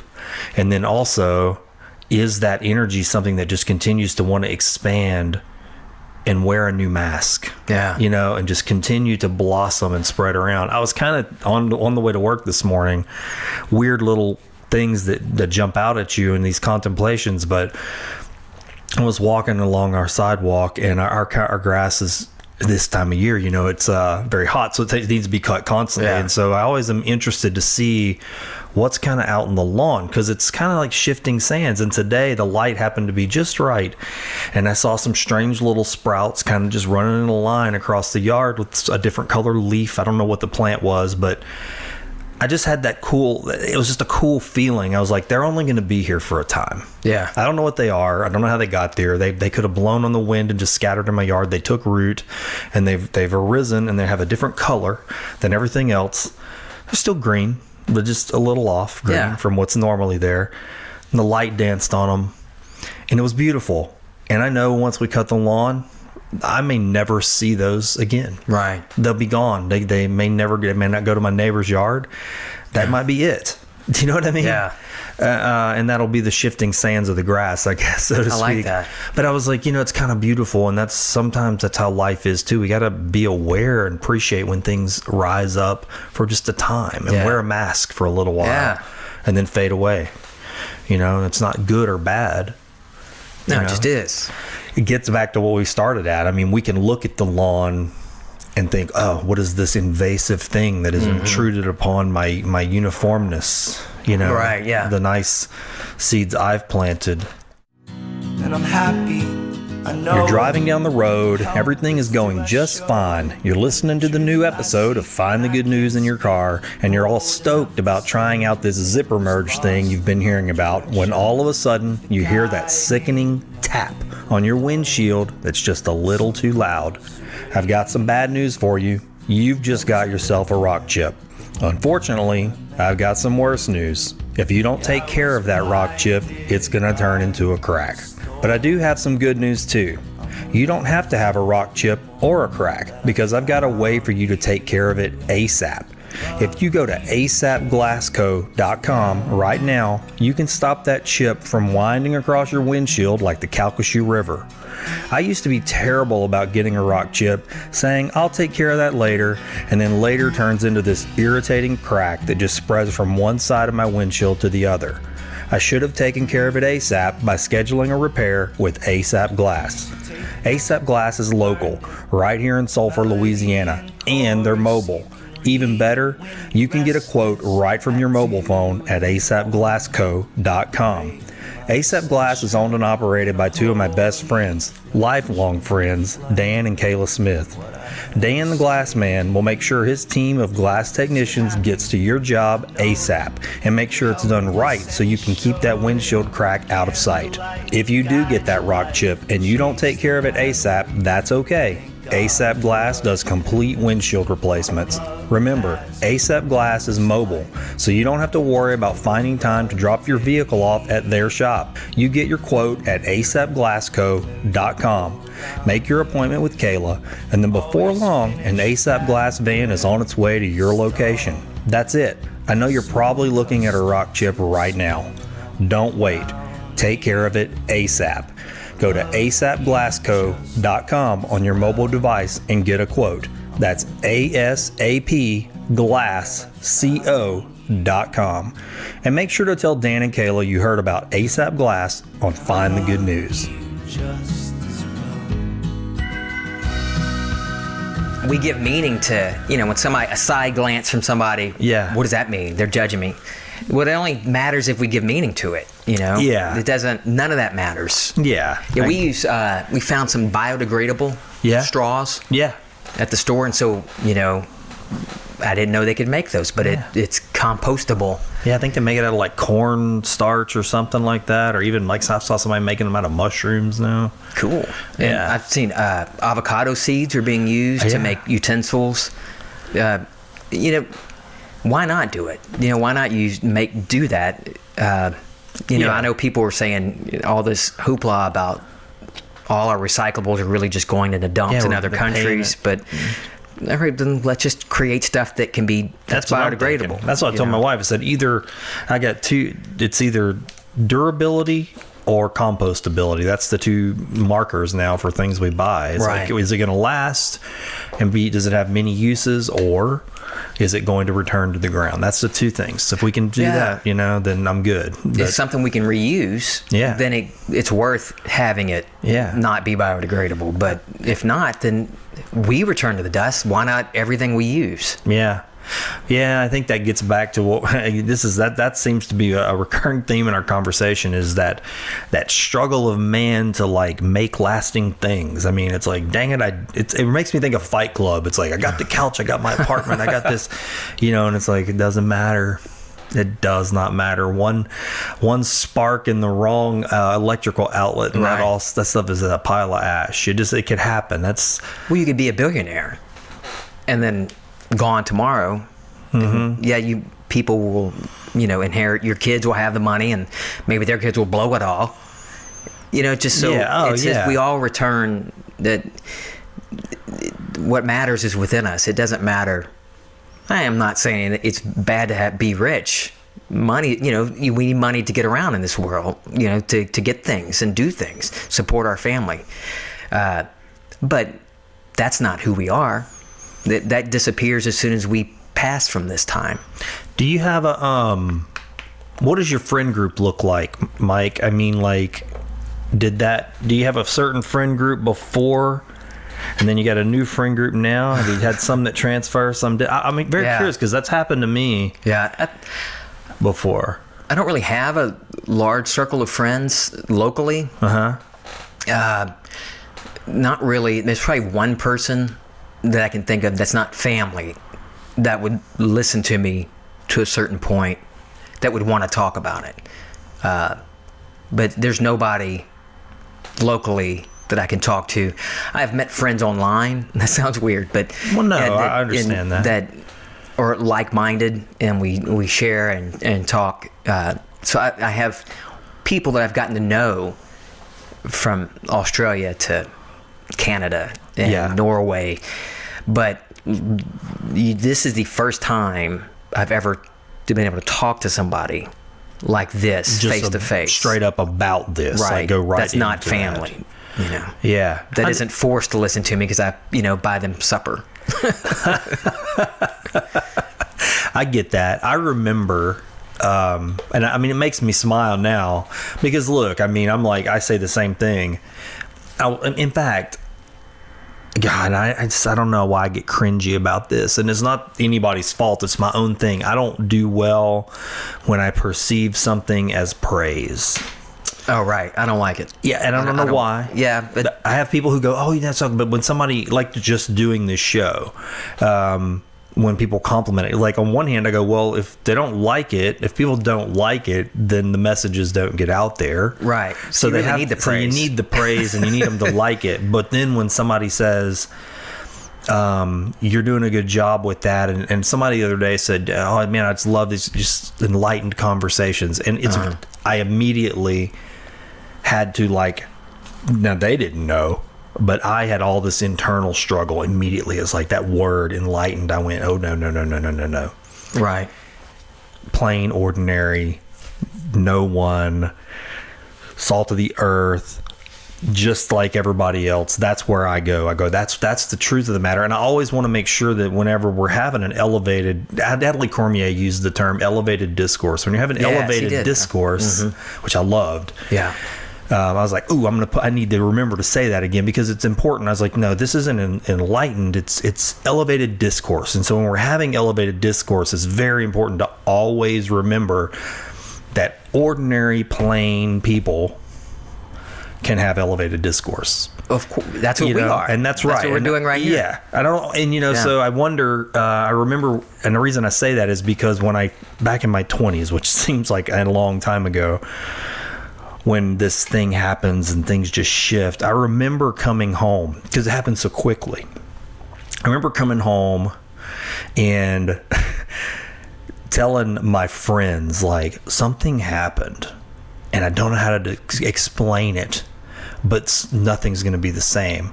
And it was just like every day trying to understand it. It was changing so fast. The whole world it was like somebody just turned the whole world inside out, not in a bad way, but a good way. Like, flowers weren't flowers anymore. You know what I'm saying? Yeah. The sunrise wasn't a sunrise anymore. The birds weren't birds. The sky was the sky. Everything was alive. Everything was alive. I was like, it felt like you said, like God was behind me, in front. It's like St. Patrick's breastplate, God before me, Christ beneath me, Christ above me, Christ all around me, Christ to my left, Christ to my right. He goes on and on and on in St. Patrick's breastplate. I love it for that reason, though, because when I read it, I'm like, the power of earth, the lightning, the fire, the strength of this and the water. And I'm like, yeah, okay, this is an all-encompassing, it's almost druidic. Right. I think it even probably was born out of some of that Irish, probably Celtic mysticism. But I'm saying all that to mean like that's what it kind of felt like. And so I remember, because I was so young and there was no precedent for it in my life. I didn't have a religion. I didn't have the Bible. I didn't have books. There was no language to describe it except what I could muster out of my little 20-something-year-old mind. And so I think I was freaking people out, if that makes any sense. I mean, I'm being truthful. I was off-putting to some people. I had a good, close little group of friends that I think even still to this day we can have those talks. At 40-something years old, 45 years old, we're still talking, but very rarely about those things. But I don't think there were people in my life that I loved dearly that I don't think they really understood the hot coal that I was carrying around. Like I was like, no, this thing is burning hot and I want to give it to you too. But I can't describe it to you. Yeah. And so I was all, and I think the reason I say a hot coal is because I think it burned some people and they were like, that's hot. I don't want to touch that anymore. That's a coal that doesn't go out. Right. And so every time you talk to Oran, it's a bit much. No, that's funny. Does that make sense? Oh, yeah. And so I think I ran a lot of people off. And then eventually, I mean, you get the wheel turns. I get to phases in the last 25 years where I go, well, now I can't function out here because I'm burning everybody with this. So I'll just dial it back. So I would turn the wheel and go through like cold seasons. Does that make sense? Yeah. Because I was afraid. Right. I was afraid to open the box and let the heat of that coal kind of burn out. Because I know soon, like a coal, I start blowing on it. Yeah. It's the wind, and all of a sudden there's a fire, and everybody's getting. Yeah. And I don't mean burned in a bad way. Like you want to set the world on fire and let everybody get warm by it. You know. That makes me brings up the Bible. Like same word for spirit is the same word for wind. Yeah. Hebrew and Greek. So when you said you talked about this coal and this fire, and it talks about the anger of the Lord, which is really just, it talks about, it's not really wrath anger. It's just anger. This power, this energy, this something burning, this force, right? Yeah. And so it brought up all that imagery within me just now. Just the wind, the spirit blowing on what's inside of you, this coal, this fire inside of you, igniting it. Those embers that even when you dialed it back, there it is. Still, the wind is still blowing on it. Yeah, it's interesting. Now that we're talking about it, a memory has come back to me, and I had went through another one of those times where I had dialed things back, and I can relate to that because maybe you can relate to this because it was during this time period of forming the branding business. It was a lot of just survival, run and go, survive, run and go, be creative, do the job, survive, run and go. That would be my mantra for years and years. And so I had to dial back, or at least I perceived that I had to dial back those elements of myself, right? And so when the wheel spins again, as it does, and the seasons change, I go back through that cycle of going, okay, why am I keeping this thing in a box? Why I've done this? Why have I done this? Is it serving me well? Is it serving my family well? Is it serving my community well? Am I really sharing whatever gift my life is, whatever value it has to anybody else? Am I really sharing it through this vehicle that I've built? And so one morning I was walking, it was a cool morning. I had a fire in my fire pit the night before. So I went on a prayer walk, that morning, and before the sun came up, try to get back to that 20-year-old space and go, I want to see the sun again. I want to see the birds, hear them sing again, but I want to hear them the way I heard them back then, on day zero of that experience. And I just started weeping, man. As I get closer to my house, I started weeping. I could feel my heart just cracking open. And I started thinking about that fire pit, and I walked over to the fire pit and I started digging down in the bottom, and I found this one little coal. I started blowing on it and putting little sticks on it. And then my wife came outside and I was just crying my eyes out, and she was like, so what's going on? And I'm like, it's just, this is how it begins again. This is how it begins again. It's always been there. This coal is years can go by and I can think the fire is out, but somewhere deep at the bottom of the fire pit of my heart, there is always that coal is always there. And all I have to do is allow just some air to blow on it.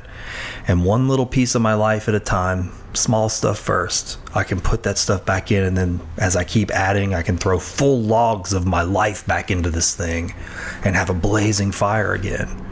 Yeah, I like that. And that's really where this was born out of, was like, hey, this is that blazing fire. How much can I throw in now? Yeah. And I just listened to you talk, and I guess in a way I can feel the wind blowing across that coal, as you speak, as it's so filled with spirit, man. Wow. That's cool. Thank you. Never would have thought I'd be talking about this, a decade ago. I would have, with headphones and a microphone when you were on the radio. I used to thrive on chaos. I was a reporter. I did the news, and so I looked for the most outrageous, juicy, sensational. Yeah. Or let's really get them fired up. I would make sure I ticked off the Republicans one day and the Democrats the next, and it's all I wanted to do was just cause discord, sowing discord. Lord of Chaos. That's what I enjoyed this, and seeing people respond. Right. Yeah. I was giving meaning to stuff. I know from personal experience as a reporter, you can give meaning to things. You can make any quote sound like anything you want it to sound like. So I don't watch the news anymore. It's all peppered with their own take on their own meaning that they want to give it. So, but here I am doing this every day at news, giving meaning to this, firing people up emotionally, enraging them. I was making people think that we're different. This group is better than that group today. Tomorrow it's the next group. I just wanted imbalance, and you get more listeners. You get people talking about the stories. I couldn't care less about any of that now. And so here I am going exactly the opposite of what I used to do, teaching my kids, instead of trying to enrage the public with these outrageous stories, teaching my kids that none of that matters. It doesn't matter how many nukes which country has, because none of that matters. It's right here within us. That's what matters. Yeah, I think I worry about that with my children, is that because I have the same kind of issue. I have to sometimes I feel like be the vanguard almost for those things, and go, I get it that this is painful and sensational, but you don't have to throw your hat into that. Right. All the time. Like, you can throw all those logs I was talking about. If you're gonna throw yourself into a fire and be a part of a bonfire, you gotta make sure you know whose fire that is. Ooh, that's good. You know what I mean? Like that. I mean, you might be throwing yourself into something that you really don't fully subscribe to, but then once you're in it, you're already blazing up and you're consumed by it. The news is so much like that. I mean, I've been victim of it, just like a rudderless ship, and going. I mean, I've talked about this rarely on the show, but one of the things I used to use a lot, and it's funny how since I've started the show that I don't read it near as often as I used to, is an app called Flipboard, which is a wonderful app, but I would create these magazines in there to kind of create little containers for my interests. And one of them was worms. There were two. One was called Worm Sign, and the other one was War Machine. And it was like, I would, as this algorithm works, it puts more information in front of you every time you spend time with it. It goes, oh, you like this content. Well, I would say, and I worry about things. I worry about war and violence, and I think those things are unjust, and death and suffering. But as I would read those things and save them to share people, to make them aware and put them in these two little silos, the app is working behind the scenes going, oh, you like these things. And so it began to, as that being my news source, it was feeding me more of what it was perceiving me as interested in. So there would be times where when I would read, it wasn't filled with things that were healthy for my spirit, or healthy for my heart, or healthy for my human life. And I was like, man, okay, I gotta change this. This algorithm is emotionless. It doesn't care about me. It's not helping me. Right. I have to literally manually tune these dials and put the things in front of me that I want to be a part of. And it doesn't mean I want to be blind, but I thought, well, that's kind of what I was hoping for with this show, is to be an element within that stream of information where there is an option, if you're not tuning into the algorithms that what it's feeding you, then you can actually choose to consume a whole meal of something good. And I'm happy, I know it. I'm helped. Do you ever hear a good song on the radio that just moves you? Maybe it stirs your heart, but then it starts to move your body too? Do people around you say things like, you've got rhythm, or where do you get your energy? Well, I've got a secret for you. That might be your dance coming out, and the Whistle Stop Dance Sport might be just the job your dance is looking for. I know your first thought, but I don't have any dance experience. That's one of the good things about this opportunity.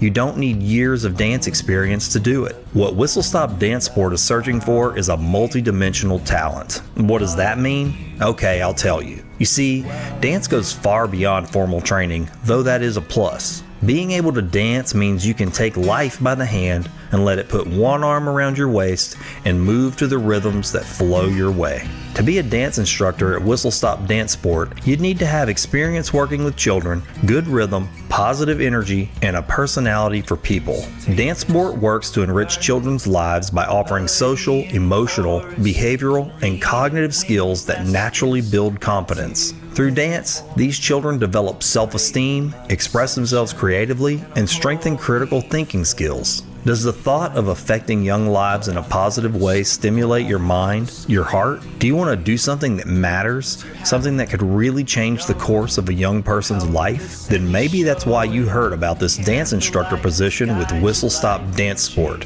You can send your resume or letter to Whistle Stop Dance Sport, 1518 18th Street, Lake Charles, Louisiana, 70601. That's 1518 18th Street, Lake Charles, Louisiana, 70601. Training dates for this position start in July 2019. So if you feel you may be right, don't wait to send in your resume. If you'd like to hear more about this position, call Whistle Stop Dance Sport at 337-515-7577. That's 337-515-7577. And if you do call, do me a favor and let them know you heard about this on Find the Good News.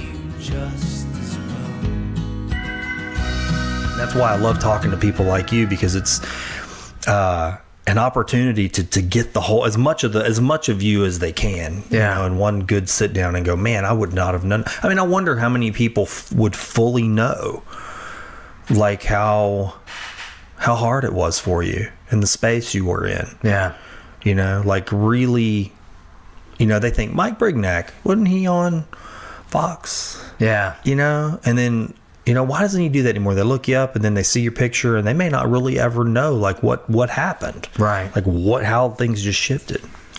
Yeah, you're right. And there's the me from a decade ago is completely different than the me from 4 years ago, which is completely different from the me now. You know, I was completely different while I was sick than what I was before I was sick. Yeah. And completely different now. It's weird to look back and see, wow, man, my state of mind, the state I was in has really changed, you know, from where I was in the next step. I like what you're saying. I like what you're talking about, the algorithm. It's kind of like what we're talking about. God is no respecter of persons. Well, the algorithm's no respecter of persons. You feed yourself this, we're going to feed you more of this. That's a good comparison. So I didn't even think of that. You can look at it. That's how our thoughts, what we think on every day, the algorithm of, I don't like saying the universe, but people would get what I mean. The algorithm of the universe will okay, that's the thoughts you want to dwell on. Well, that's what I'm going to give you more hate, racial injustice, more unfairness, more low wages, you know, more federal assistance, lack of federal, whatever you dwell on, the algorithm's going to just keep on giving it to you, your own personal flipboard. Well, I mean, you know, jumping back to something you said way back at the beginning of this conversation, you brought up natural, and then you said, you know, we call that supernatural, and then you moved on to something else. But I remember now, since you just said that's a thought that I've had quite often. I don't even know that I like having two terms anymore, and I've thought about this for years, that I don't know that I can I don't know if I can deem one thing natural and then another thing supernatural. All I can do, I told my wife this a while back in a conversation, I said, I think maybe everything's supernatural. If I had to pick one, I'd just say everything's supernatural, because there are things that we understand to a degree, but then there are also infinite things that we don't understand, that we haven't learned, that we don't know about the structure and nature of the universe and time. And all the forces that are in play. We know of some forces, but there may be even forces that we've yet to understand, the dimensions we're yet to fully comprehend. Right. So to say that that everything is supernatural, I find that's quite beautiful, because it just leaves room for discovery, for there to be things that I don't understand. And that gets into what you're talking about, this algorithm, and that we do bring things into our life and things do form, I mean, which we can see through direct cause and effect. Just simple, I flick this domino, this falls into the next one, and there's a chain reaction. But then also, you know, you get into those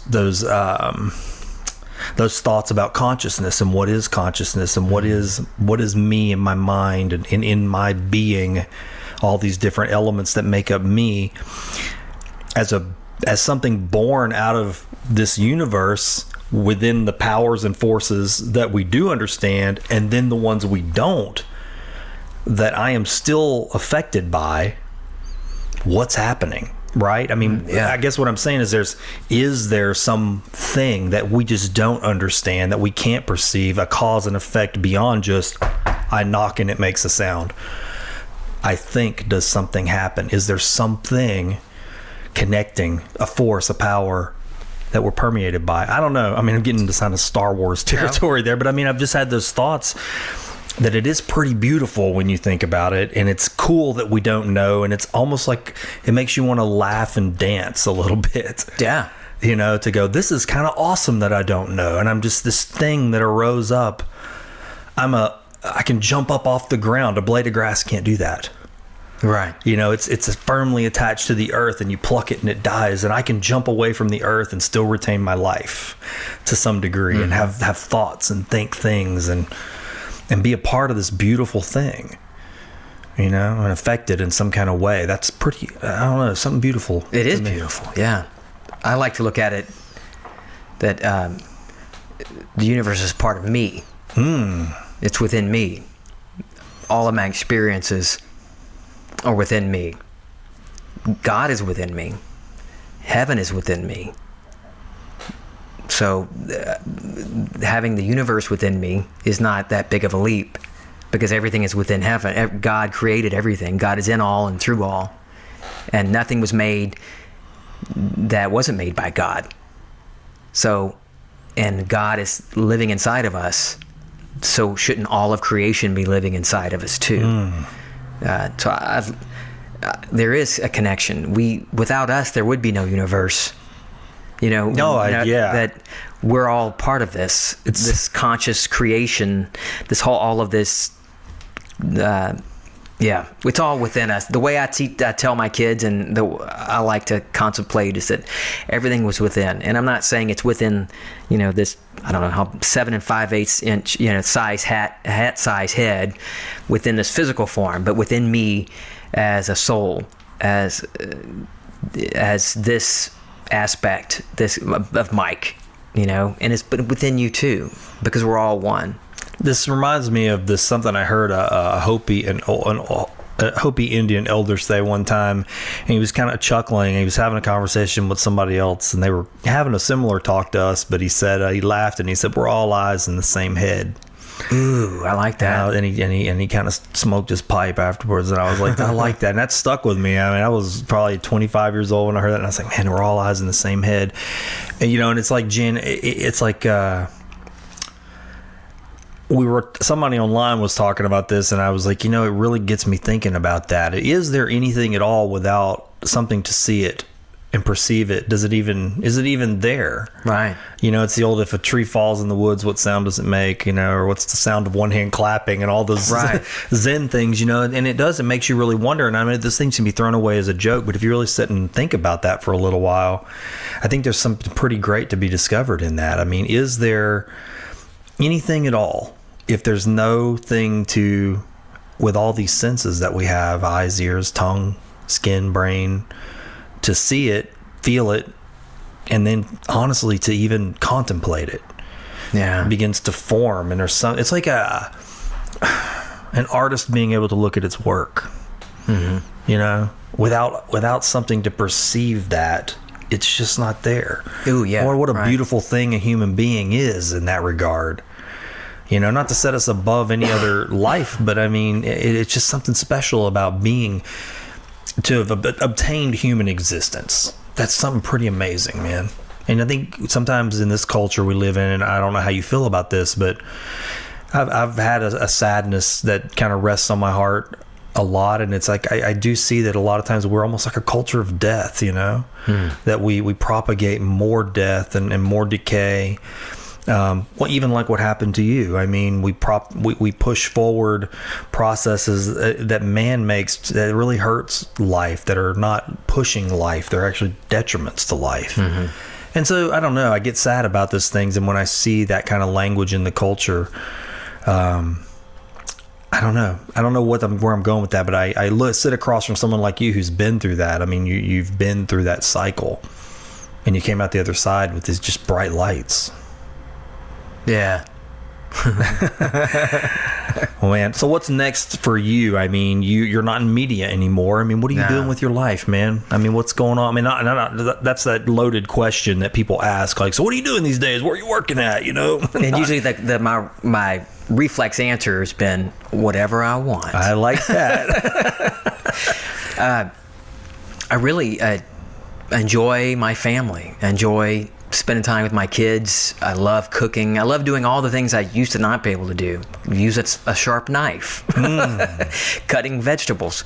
But my days are spent. This is really all I really want to do, is talk about this and contemplate this and study this, what we've been talking about. Yeah. There's nothing else that compares to these experiences that's in all of us, and everybody will eventually experience this in one way or the other, this turn of the circle or the other. We're here until we get this. And so I'm not there, wars and rumors of wars and destruction. Well, the next turn of the circle is another turn of the circle. We're all made in the image of God, and we all have forgotten who begot us, who bore us. And all of this is a process of remembering that. And once we do remember that, awaken to that, then we see some really fantastic, then we go on to the next, maybe what people envision as the heaven that we go to. It's a different level. But I think we're all here, regardless of what year it is, we're here to remember who we really are. Yeah. Are you familiar with Joseph Campbell?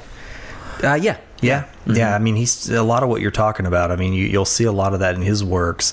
I was also something else that just reminds me of things you're saying that I've read before, are like the Hopi Indian prophecies. If you've never went down that rabbit hole, it's worth looking at, because you hear the word prophecy these days, and it's end times. I'm out of here. Yeah, but I mean, if you look at theirs, I mean, the way they it's framed, and I think it can be terrifying for people that are really just propagating the end, but the Hopi prophecies are more cyclical, like the wheel. And so they talk about the first world, the second world, the third world, the fourth world, and so those worlds are times, right? But they're always passing, right. And it's always something. And in those times, in these different worlds or cycles, it's an ebb and flow. There is some destruction, but then things rise up and become something new, and then that world passes away, and then this next. And they're not talking about, when I say world, not literally the destruction of the earth and like a whole new, but what they're talking about is just the cycles of life, the cycles of things, the way they rise and fall. Civilizations rise and fall. Wars come and they go, and things are born from them, and man goes on. And if you read enough of those, then you start to see that it's really a story of beauty. Yeah, and hope. It is beautiful. I think it is beautiful. Rising over those things. Man, this has been a good conversation. Yeah, I could do this all day. I really enjoy this. This is fun. I've been looking for, ever since you sent me the message asking me. I was sitting at the dentist office at the orthodontist with my daughter, and I got the message. Oh, really? And I screenshotted it and sent it to Kim, texted it to her. I was like, look at this. She's like, what? That's exciting, man. I always look forward to every guest, but I didn't know what we were going to talk about. I really didn't. I said, some people I've known, some people I haven't, but I just had a feeling, You know, I don't know what it was, and I don't know where that comes from, but it was just like a sense that we were going to connect in that way. Yeah. You know, and I did know that you had been through something. I just didn't know what, you know, and I'm glad I didn't know. Yeah, you know what I mean? Right. I used to like to plan it. Everything had to be scripted out. You know, what are the talking points? What are we going to do? But now it's just, you know, just let it go, let it flow, enjoy the ride. And that's what Kim asked me the other day. She goes, "Well, what are you talking about?" And I'm like, I have no idea. Who knows? And I did tell her, I joked, I said, well, I have a feeling where the conversation is going to end up because I can't help talking about it. So I knew at some point this was going to come up, but I had no idea. I just knew, all I knew was that I was going to leave here having enjoyed it. And I know I am. What I love about having people like you, or just anybody who's been on this show, is that we do end up in these kinds of territories a lot of times, and that might be my own, you know, my own interest and my own inclinations to lead a conversation there. I love it when I don't have to do that. It is with you, the door is just wide open and you flowed right into that so effortlessly. It plugged in so well. But the thing that a lot of the guests don't get to see, I call you guys good newsies, by the way. I like that. That's the name. So what a lot of the good newsies don't get to see is the comments that come in. On social media, there are public comments, and some people are forthcoming, but I get a lot of messages through Facebook Messenger from people I've never met from episodes of these shows. Cool. Because people go, "Hey, thanks for talking about this." And they'll share their story, whatever it may be, a little piece of it. And I don't know, there's something special about that because, you know, I've been involved with some different retreats and like prayer groups and things like that, and those have been good. But it was just like an itch, like almost like, hey, there's this peripheral out there in the world, right? There's this sort of outer ring in the solar system, you know? And when we think of like the Goldilocks zone where Earth is at, that's where we all kind of want to be, right? That's where life thrives. Right. You know, we get the right amount we're at just the right distance from the sun. You know, we make the right cycle for life to flourish here and for good things to happen. That's really a beautiful, incredible thing in my mind, that this little dot can be put just pinpoint perfect for that to happen.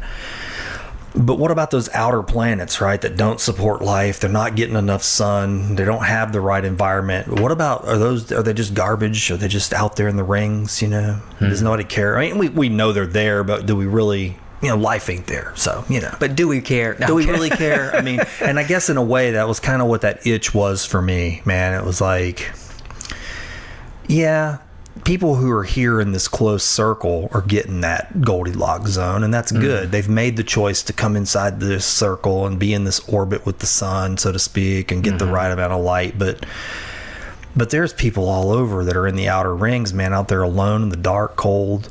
Right. You know, just having thoughts, thinking things, feeling ways, and it's getting in their way. You know, they're not able to get that life. They're not able to get that light. So maybe we can put a voice out there. Do you know what I mean? I do. Like something out there. Like that would be, if I didn't mean to interrupt you, but no. Like when there's times when I, you know, fantasize of killing myself. And, you know, I imagined we had a chain hanging in our shed in the back of this heavy gauge chain that'd been there since we bought the house. And it frustrated me so much that I could not physically I couldn't get to the chain because to wrap it around my neck. And these are real thoughts. I mean, for people listening, this is really me. This is what was really going on in my head. And this is me, you know, I'm telling you, the imagination creates reality, what you think on. I'm glad it never came to fruition with me, because I would fantasize, you know, I would imagine the feel of the chain in my hands and wrapping around my neck, and would I have to twist it how many times to choke myself till I would die, you know. So I know I'm not the only one that's thinking that thought that. You wanted to make sure. Yeah. And what could you do? Yeah. And maybe there's somebody listening that, you know, there's a better way, and there is hope. Because I've experienced it. When I thought I deserved death, and then I thought, screw it, screw everything, I just want it. I just want death. I didn't. and I found it's this whole new life, this whole experience that would not have happened as it did had I committed suicide.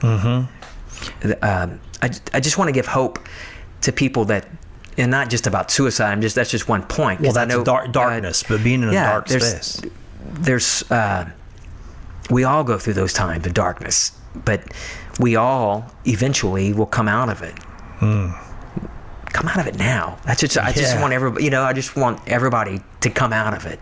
You know what I mean? Yeah.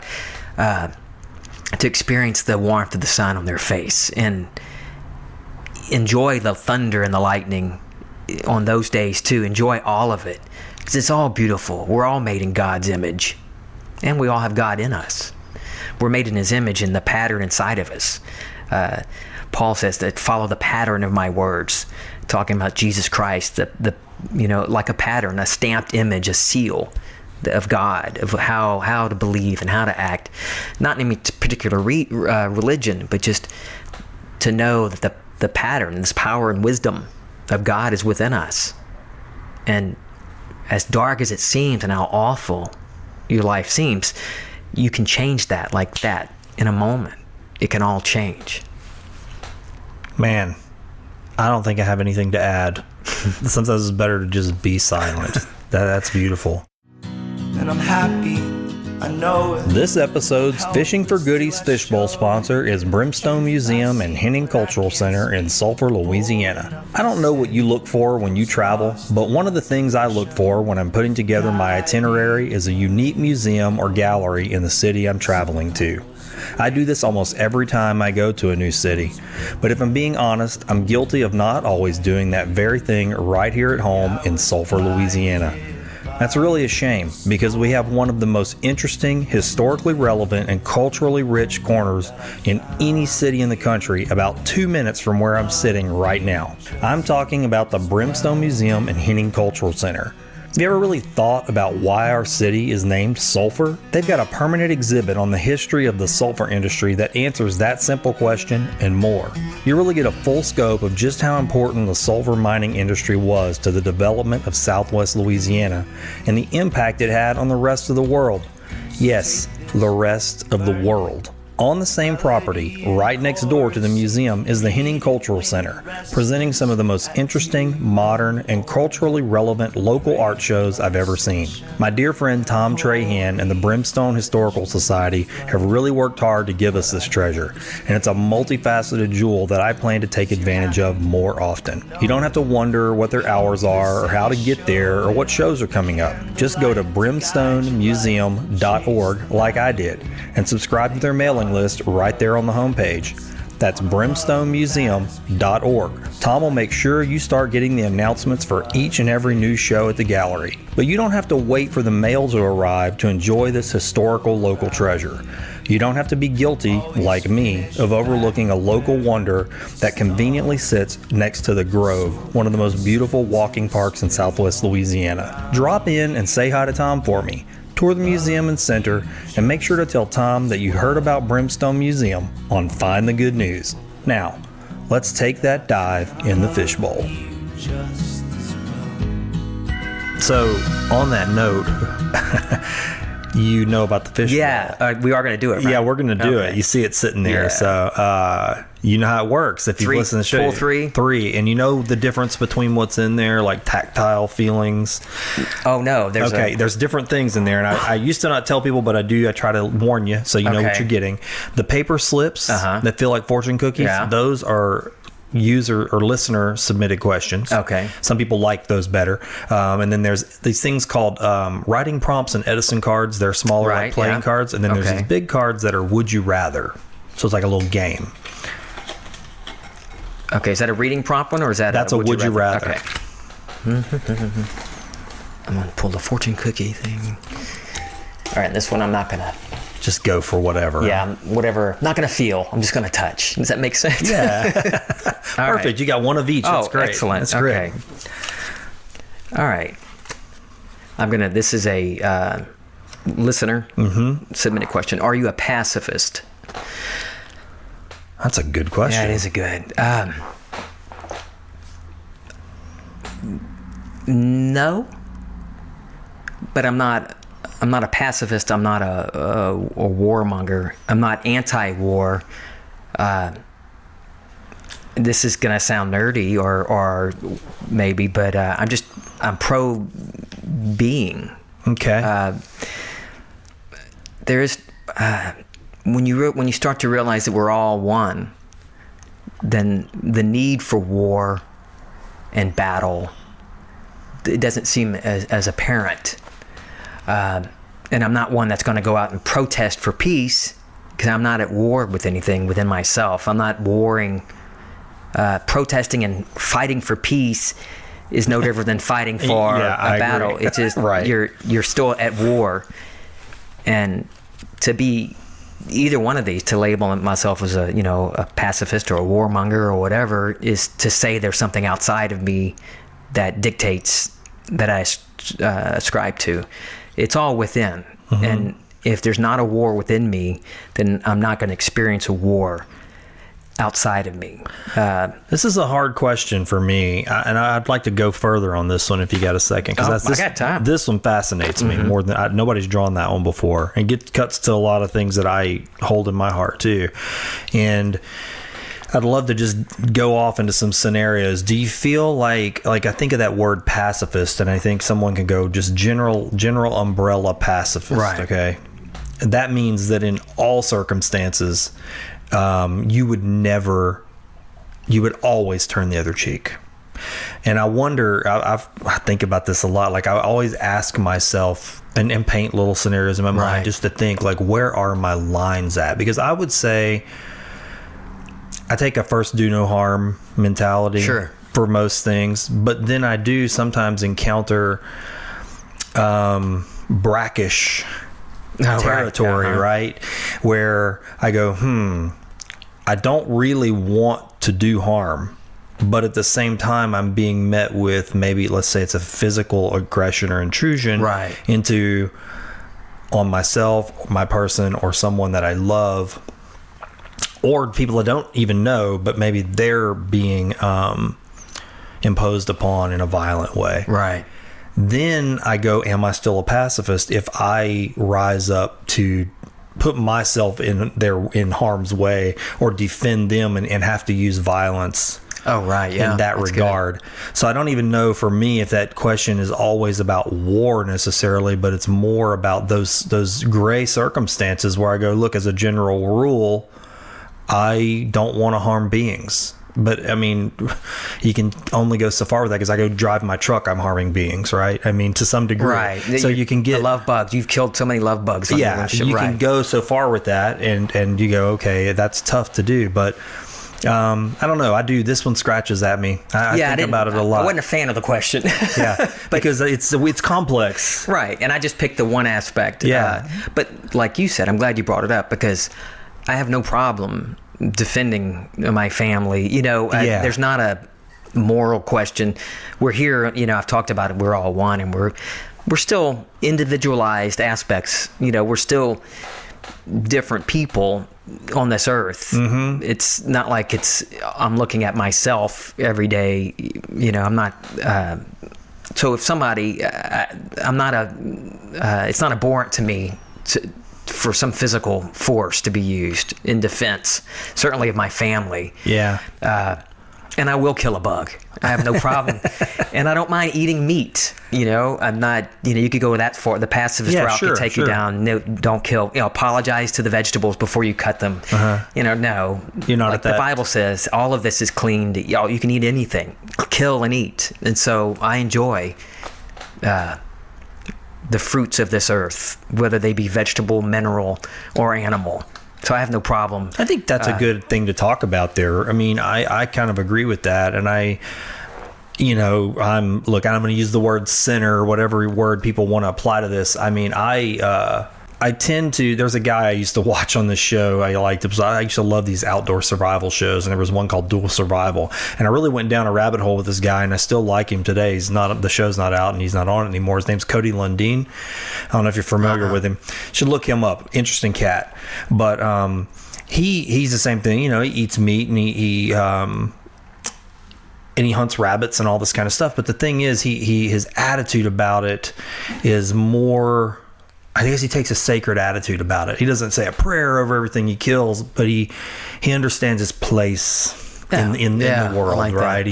He appreciates that he's gaining something for his life out of this other creature. It's not like, how many creatures can I kill and eat? It's more just I'm a part of this place. I'm a part of this environment, so I want to have a light footprint, so to speak. And I always like that. I think that would be my thing. I eat meat and I eat vegetables too, but I'd like to have a light footprint. I don't want to over consume in a poisonous way, I guess. I don't know if that's even in, I think it's still in the realm of pacifism. It's an interesting question. It's a loaded question. It is. Yeah, because it's very broad. I will say, just as a general thing, the war in the form that it takes today, I would probably say I don't support most warlike actions that are taking place on our planet right now. I don't see many that aren't loaded or misrepresented, Right. But just as a general rule, I'm not the astronaut. What country am I from? Yeah. Sometimes I can get in that zone a bit when I see wars in foreign lands, and I see us feeding our children to them. I don't know about that. I'm not sure if I can. I haven't ever heard what the just cause is that's made it worth it yet. Right. Yeah. Not in the last 50, 75 years. I don't know. Yeah. Maybe the Nazis, but after that you start to wonder.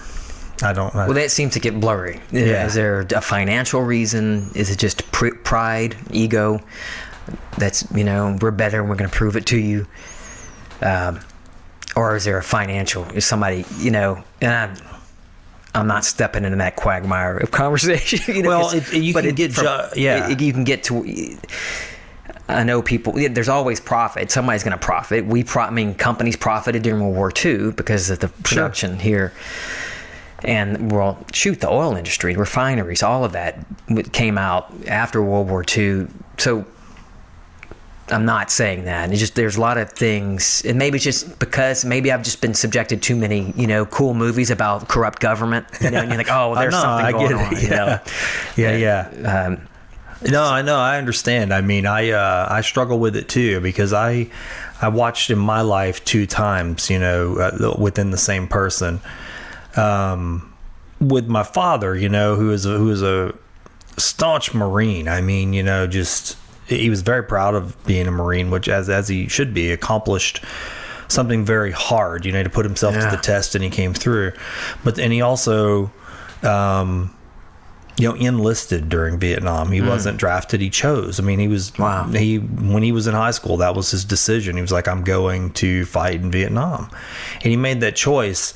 And for most of my youth, I'd say at least until in my 20s or early 30s, his mantra was "Hoorah!" That red, white, and blue, which he always loved this country. But then something began to shift, and I don't know. I just remember his sentiment starting to change as he got older, which he's not with us anymore. But his message was just one of and I guess everybody goes through this, Mike. What I think I know isn't what I know. Oh, yeah. And so he starts to go through that where it's like, well, I'm still proud that I was a Marine, or am a Marine. That was the way Marines put it. They never stopped being Marines. Still proud to be a Marine. Still love this country. Still love the red, white, and blue. Still will stand up and defend. He always said this: I'll defend your right to be free, even if I 100% disagree with what you're doing. He always said that. I stuck with me when I was a kid.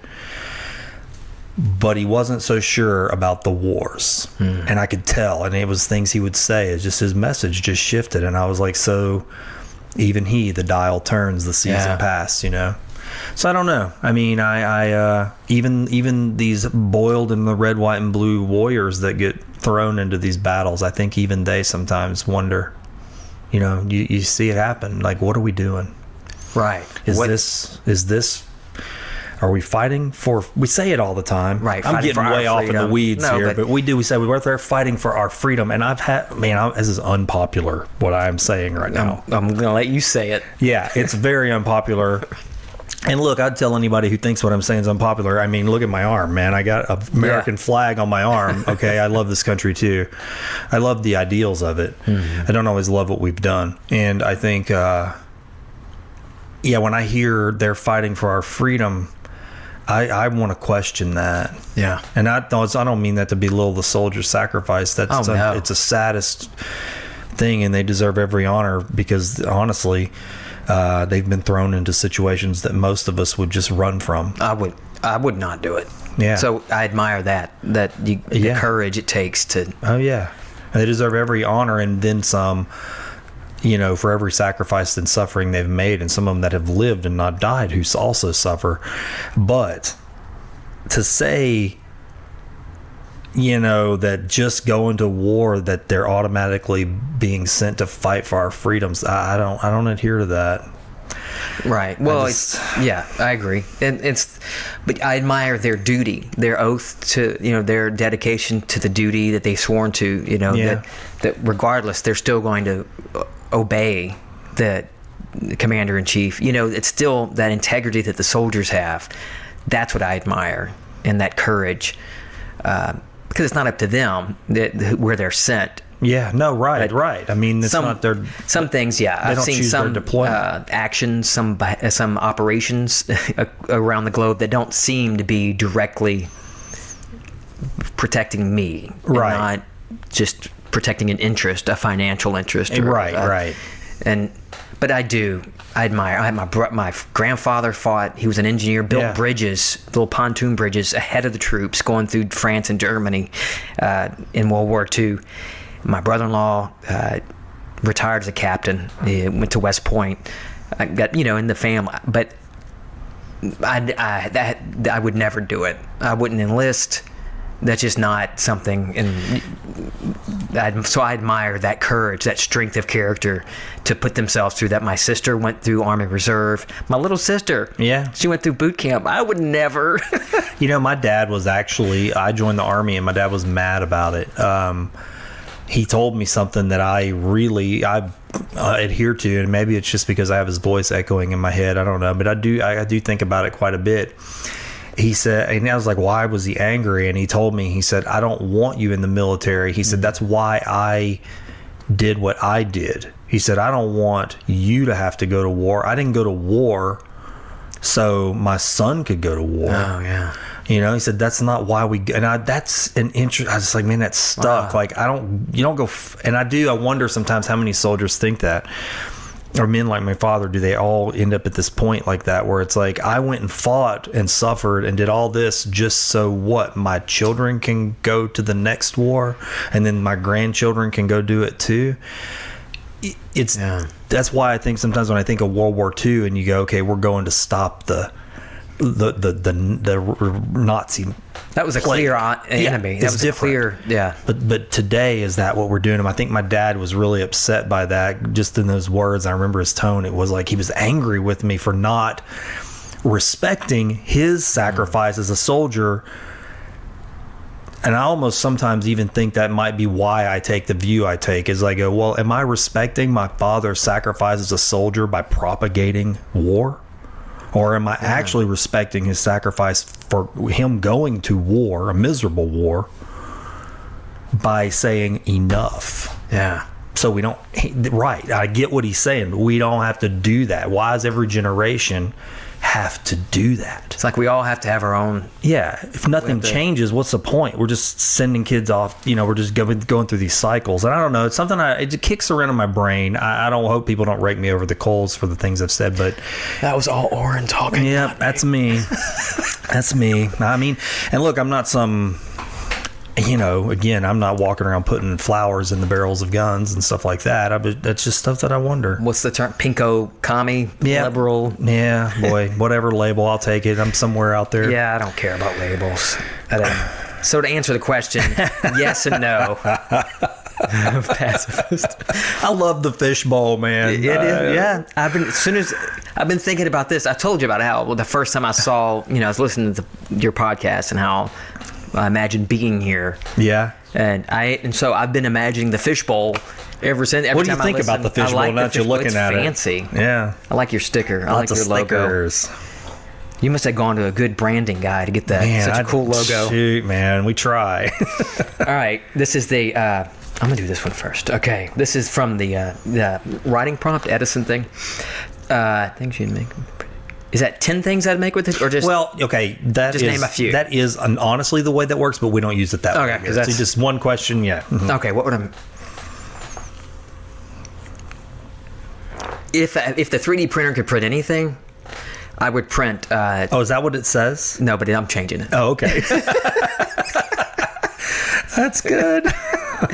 So the question is, if you had a 3D printer to print anything you wanted, what would it be at this moment? So at this moment, right now, I would print the Moffat's translation of the Holy Bible. Moffat's translation? What's that? I don't know what that is. It depends on, some people will tell you that he's heretical and blasphemous and his translation's not right, but others will tell you that it's a truer translation. Yeah. It's a translation I don't have, which I want to read. Yeah. I have a digital copy of a synopsis. It's not the full Bible. For instance, his in Habakkuk 2:11, I might be getting the verse when it says, "The vision has an appointed hour. It will ripen, it will flower. If it be long, wait." That ripen and flower, that terminology, it sounds so beautiful. That comes from Moffat. Oh, okay. The other translations will similar to it, but it didn't use ripen and flower. So it's little nuanced things that I just enjoy. I hear you. I'm a big fan of the Tao Te Ching, and so I have like 4 or 5 different translations, and I've enjoyed them all because the one that I commit to my memory the most is by a man named Stephen Mitchell. He's translated several holy books that I've enjoyed. And it's interesting because each translation, as I'm reading it, I can't help but have the poetry of Stephen Mitchell's voice in there. Yeah. And sometimes I'll hit a stanza where I go, this just doesn't feel right. Something's not hitting my heart the way this Mitchell translation does. So I get what you mean. Yeah. There are people who would go, well, that's not accurate. And I go, you know what? I almost don't even know that I care anymore. I just want the one that flows and plugs into my being the best. I mean, well, if you realize that it's all within anyway, and it all begins within us, then it doesn't really matter what somebody else thinks is right or wrong. You know, that's why, I enjoy. If you want to know, like the Bible, all the translations, they use different words, and then a lot of them are so off base. You know, you look in the concordance, look up. I like Strong's concordance. We have a copy of that. Look at the words, like the word potter. Go down to the potter's house, and the potter didn't like the vessel. Rework the vessel. If you look at it within yourself, you look at the definition of potter, and it means to determine, to fashion, imagination. And if you look at it that way as something, an internal story, then we are the potter. Our imagination is the potter, and the vessel is what we are. We don't like what we are. We don't like where we are right now. I don't like being sick. I don't like being poor. I'm tired of my circumstances. I'm tired of being unhappy. Well, rework it in imagination like the potter does. Rework that. And what would that feel like if I am that person I want to be? Capture that mood. Capture that mood, and your mood will determine your circumstances. That mood, you assume it to be true. Whatever you believe, you've received it. So anyway, that's what. Wow, man! 3D that's why I like the concordance. I love so the this. 3D printer. That's a good. I love it. I love it. I love it, man. All right, it's the last one. Would you rather? Would you rather have X-ray vision or have super magnified hearing? Oh man. Well, I don't care to have X-ray vision, but sure as SHIT don't want to have super magnified hearing. Really? I don't want to hear what people are, oh man. It's, you give enough meaning to what the side glances and the, people say things. We already give meaning to stuff that we hear. I don't want to have to be determined, hearing other stuff, then whispering and then having that going on in my head and giving meaning to that. Whoa. Oh, and I was right. That glance did mean they don't like me. Yeah. So no, I don't need that. So if I have to pick one, I'm gonna pick X-ray vision, but then now I sound like a perv. Well, okay. He's looking at my panties. Outside of the pervy panty staring, what would you use your X-ray vision for since you have chosen this power? Oh Well, You know? how could you put that to work in the framework of everything that we've talked about today? Like, how Okay. would you utilize that in your continued, evolution? That is a good question. Could you put that to use in that regard? Because that's odd. That's an odd power for a contemplative. It is, because it's totally physical. It's the physical world. Yeah. Other than going to work, making the line at the TSA check-in faster. Yeah. I could be like, come here, you're good. You're good. Wait, hold on. Wait a second. Right. That's a good. Now, if I could turn that around and make it, Yeah. mystical, then I would X-ray vision internal. Inside. Yeah. And just to be able to more clearly see What you the go internal. see if you had that ability? So now your ability is not X-ray vision, it's intro vision. So you have intro vision, and you can actually go back. What about this? All right, so this is the power. You can only use it one time. You can go inside your memories, and you can actually pluck a memory out that maybe is obscure and kind of hazy for you, and get the full experience. You'll be able to remember it all in perfect detail: the sounds, the sights, the place, the smell, okay. etc. So but you only get to do it one time. Okay. Where do you go? It would have been 1973, I think, 74 maybe. It was a big snow we had. I'd have to check the meteorological record, but there was a big snow we had here in Lake Charles, in Southwest Louisiana, and lived on Center Street that day. I remember glimpses of it. I was 3 years old. I remember glimpses of it playing in snow, and I see photos, and I remember it because I see the photos. But I'd like to go back.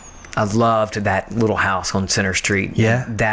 If I had to pick one right off the top of my head, it would be that one. Play in the snow at 4128 Center Street, in the backyard, in the front yard. I remember that morning, them opening the front door, and then just seeing all this white. My first experience with snow. And big snow for us. It was probably just 4 or 5 inches at the most. But it was one of the biggest we've ever had here. So that day. That would be it. How old are you on that day? I'd have been maybe 3. It should have been 3. So you're about 50 years old, 49? Yeah, be 49 this year. Okay. Yeah.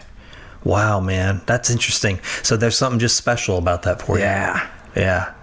When you remember things, do you have tactile memories where you can actually close your eyes and put yourself in the space? Yeah, I think so. Feel Yeah. the temperature, smell the sounds. Yeah, I can. And I think everybody can to a degree. They may not realize it. They think they can't, maybe because they can't picture it visually. Yeah. But I think we all have there's some sensory vividness that we have that we may not, a smell that we can smell it. A certain smell will conjure up that memory. Yeah. I can. If I asked you to close your eyes and smell, think of a campfire and the way it smells. Can you smell it in your memory? Yeah, Okay. I've used that. I use that a lot. The campfire. Oh, really? Yeah. Yeah. We won't get to that, but in my imaginings or prayer time, I've used. So I enjoy the crackle of a fire and the smell of the campfire and the smell of snow. Yeah. And it's interesting you brought that up, because feeling is so important. It brings reality, makes a memory more real when we can feel it. I'm glad you brought, you have the tactile memory of it, a smell or the touch or the hearing, the voice of a loved one. And in the Old Testament, there's a story of Esau and Jacob, and Isaac is blind. Isaac wants to give his blessing to the oldest son, Esau. Yeah.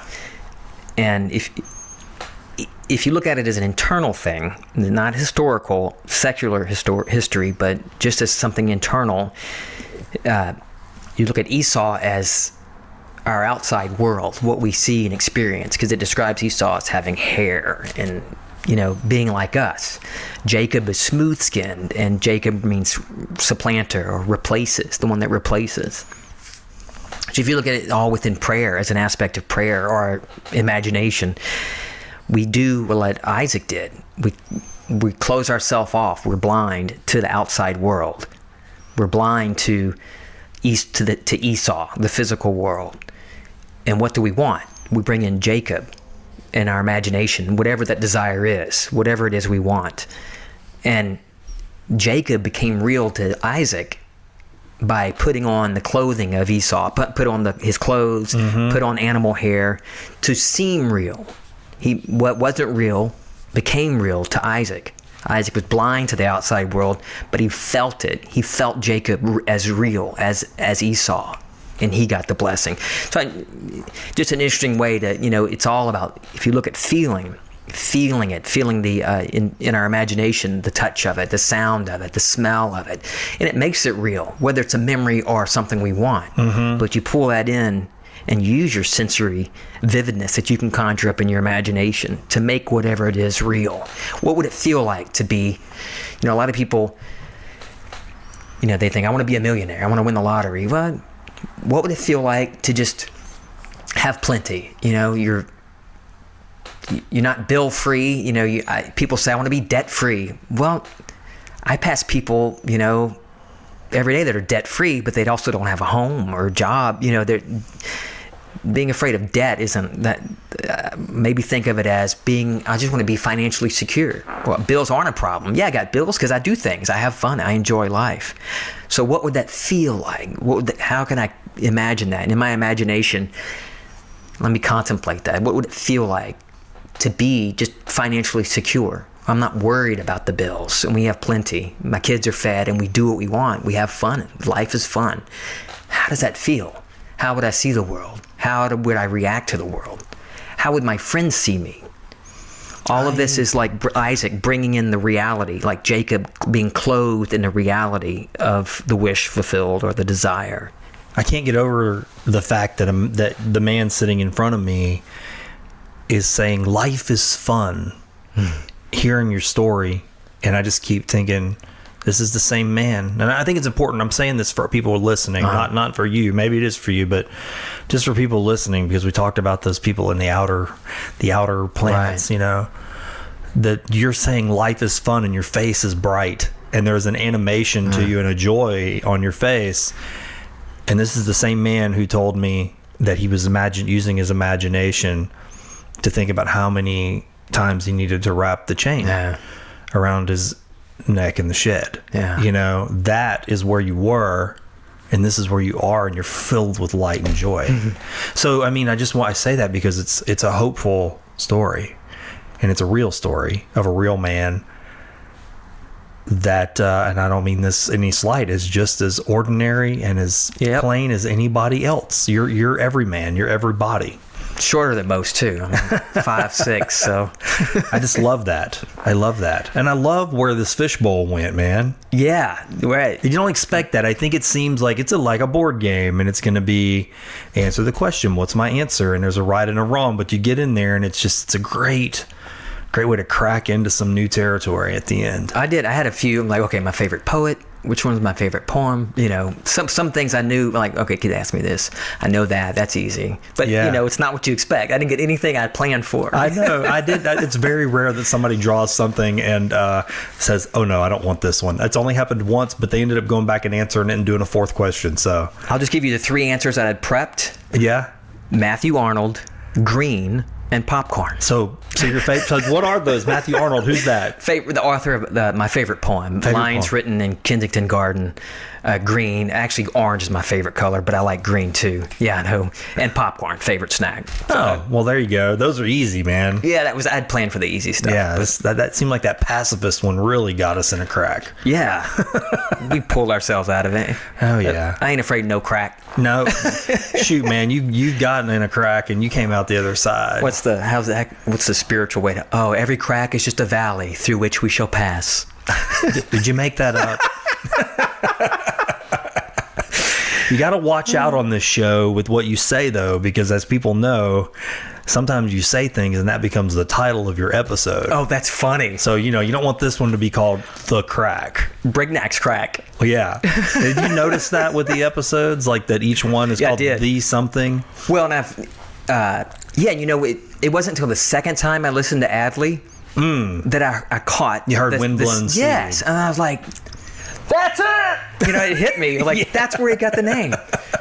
So, this, at the beginning, first sat down, one of my first thoughts when we cracked the mic today was, I wonder what he's going to say in the intro. What's he going to do? Oh, the intro. Well, I'm glad that you it's interesting too, man. I love that.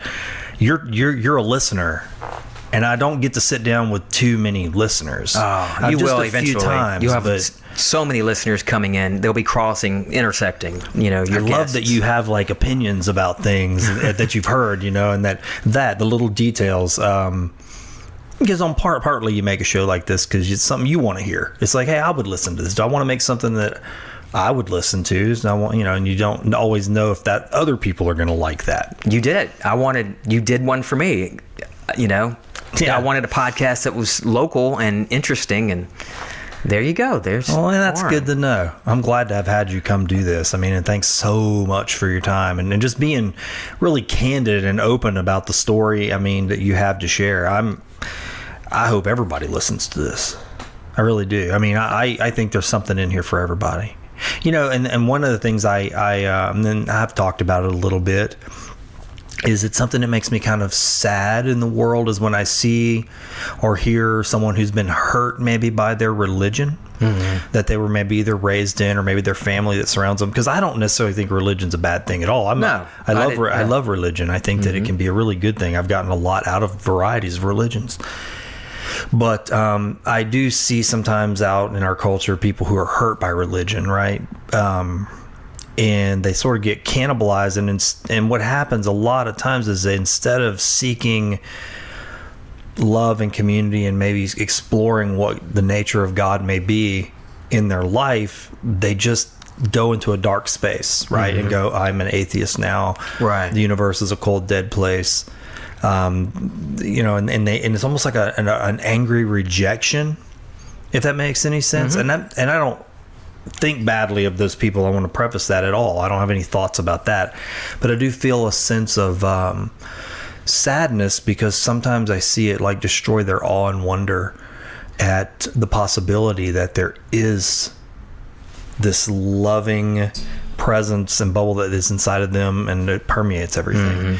And so it creates almost like a rebellion against that, and a wall gets built up, and it makes me sad sometimes. And so your message today, as I listened to you, I thought, man, I would love so dearly and hope so greatly that those folks that are maybe in that dark space of just in a cold universe hear a lot of what you say, because it's so different than what I think people are used to hearing on the front end a lot of times. I don't know, just some thoughts I've had as we talked. And the good news is that even that those in these dark places, that eventually everybody gets out of it. So we're not bound to time. We're not bound to this life. There is no death. God is not a God of the dead. God's the God of the living. And there's nothing for us to worry about. Even if you're physically sick and you never see, your family never sees you physically healed here, I promise you, I know that once you pass from this section of time, you are healed. So you're healed, whether in this lifetime or the next. You're healed. You have the healing, and you can never not make it to the promised land. The eternal promised land. We all get there, and we all go through every state of darkness, of loss, of rebellion. That's every one of us. And we all go through it, and we're just in different. It seems different because we interpret everything on this timeline, this linear. We interpret it like that, but we're looking at just a little section, and that's how these physical minds interpret it, and that's how we couldn't. These physical minds can't even contemplate it. Can't even if we saw it in vision or in dream to try to communicate that with these English words. It makes me think of, you've seen the movie Contact with Jodie Foster? Yeah.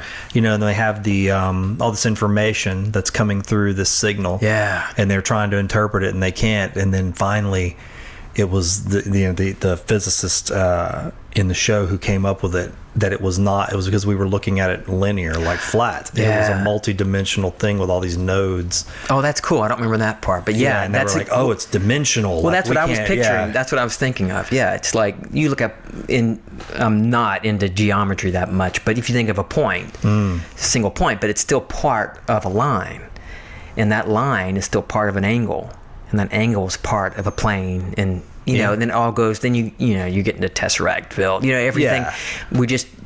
We see something. This little dot, this point, this physical life, but it's just this little point in this multi-dimensional, infinite, eternal, wonderful thing called God within all of us. So how do people? I mean, this is a little different because do you want people to contact you? Yeah, I don't mind. Yeah. I give my family a break. Yeah. I just enjoy talking about it. So if you want to talk to Mike Brignac, you can actually do that on Facebook, yeah? Yeah. Mike, I had gotten rid of Mike Brignac on Facebook, when I was sick, and then this past year, I came up with a new.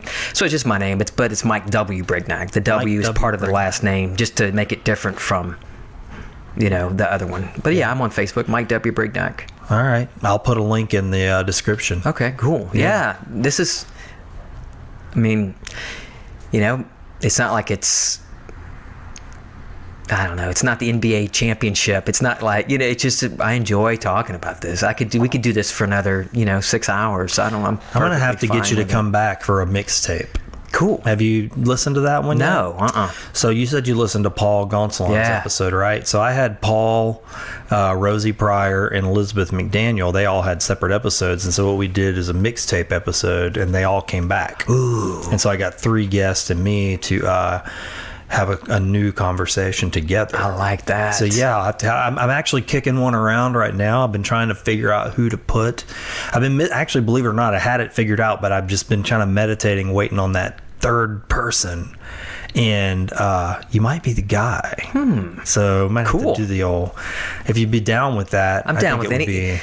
I love. Of course, I'm not. I certainly love the microphone. That hasn't gone away. And, my motives behind being on it are different. Yeah. But I love. This is like I did the reunion show on KBIYS with Heather and Gary a few weeks ago. Just being back on the microphone, I've forgotten how much I love the interaction with people. Yeah. And I love that I prayed about a place where I could have an opportunity to enjoy the microphone and be able to share what we've talked about. And you've done that. So thank you. You know what you should do? I tell everybody this, that I really, if I believe it, I'm going to say it. You should put out your own show. You should put out your own show. I'm serious.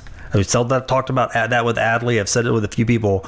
I would love to see a really strong, healthy podcast community in our area. I think we have the people with lots of diverse ideas, and having conversations are great ways to get into new territory. And honestly, I think podcasting puts some pressure on the folks who do have the power in the higher echelons of control in our society to do the things that people are talking about. Well, when nobody talks about it, just people get away. Things just keep on going on. Right.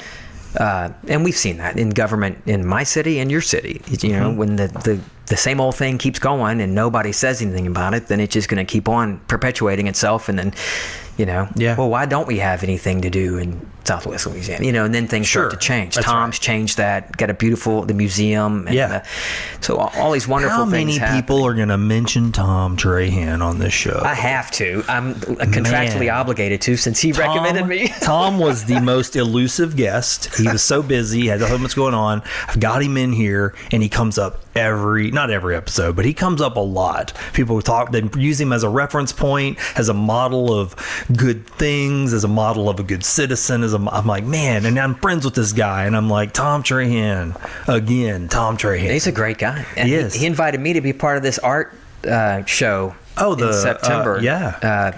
Chaos Theory. The power. What's it?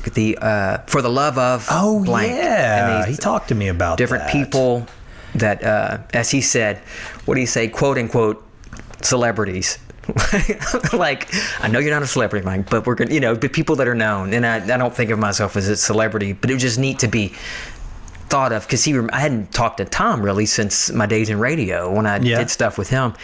So it's cool. Now, I haven't painted a piece of art since 1983. Oh, wow. I do still have that art. I might just submit that. No, I'm kidding. I won't. But I committed to this, and so between now and September, I'm going to have a piece of art to submit to this wonderful art show. Huh. That's awesome. So yeah, that's I just love Tom. He's a great guy. I don't see him very often, but he's why I'm here. He recommended me to you. He did. I wasn't even going to tell you who it was, and then Tom did. And he said Tom did. I was like, oh, okay. Because a lot of times, I don't tell people. And sometimes I'm trying to think if I've ever told anybody. And I didn't know. They might be talking amongst themselves and go, hey, I recommended you for this show. Yeah, and I didn't need to know. I didn't bother. I didn't need to. It didn't matter to me if somebody recommended or who recommended. It just. But yeah, it's cool knowing it was Tom, Mm-hmm. Yeah. And anyway, this has been a lot of fun. And this has been, like I said, when I was listening at Taco Bell in the parking lot, listening to you and Paul talk, I thought, I went in imagination for that moment. It's like, what would it feel like? Wouldn't that be cool if I could be on his show? Yeah. Well. And then here we are. Yeah, we're going to do it again, too. I think it's going to happen. The sky's the limit with this. It's our own format. We can do what we want with it. As I showed you, we got some new things kind of popping out, and I'm just going to keep playing with it and pushing the medium. There are some other podcasts in the market. I'd like to see more. I really would, man. I'm actually producing a couple of them too. So we wanted to kind of set ourselves up. I thought, well, maybe that can be our, our little gift, to help some other people, even if they just start out doing it here. We can help them get kickstarted to get their show on the air, and then they can take off. That's a good idea. Roll with it, see it or test it, put the work in, test it, see if they like it, if it's something they're going to do. Yeah, before you invest in quality microphones. Exactly. Come bring a few people, get you some guests lined up. And come in here and sit down and have a conversation. It's not a bad space. I think it's comfortable enough for. Oh, this is great. It's been great. I don't even know how long. I have no idea how long we've been here. 2 hours and 35 minutes. Yeah. It flew by. Flies by, man. Everybody says that. I've talked about this a few times. I've heard some folks say, well, the show's kind of long. I don't ever finish it. And then some say, well, it's... Maybe if he broke it in and a launch, half an episode one week and the other half another week. And I thought, that's not how I listen to podcasts. I typically like a longer show, and then I listen to it over like a whole week or so. Right. That's what I like. I don't want, I would not, I'm not a fan of incremental release. Just give me the whole thing. Yeah, I can choose when I want. Yeah, because I'll listen like with Adley and Paul. As I'm in the car, I'll turn it on, put it on the speakers, and listen. If I'm home, then I'll play it on the Bluetooth it to a speaker, and I'll listen maybe. Sometimes one day I got a whole hour in one shot, but I don't want to.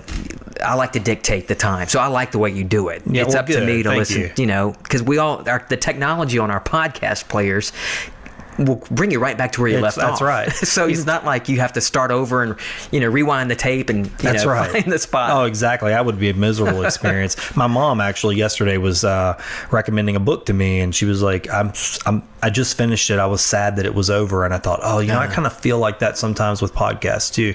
When I'm really listening to a good conversation, I'm like, man, I can tell they're wrapping it up, and I don't want it to end because I just kind of want to stay with those people. Adley did that. I could tell you could hear in his voice the tone. He did the questions, the fishbowl, and I was like, oh, it's getting close.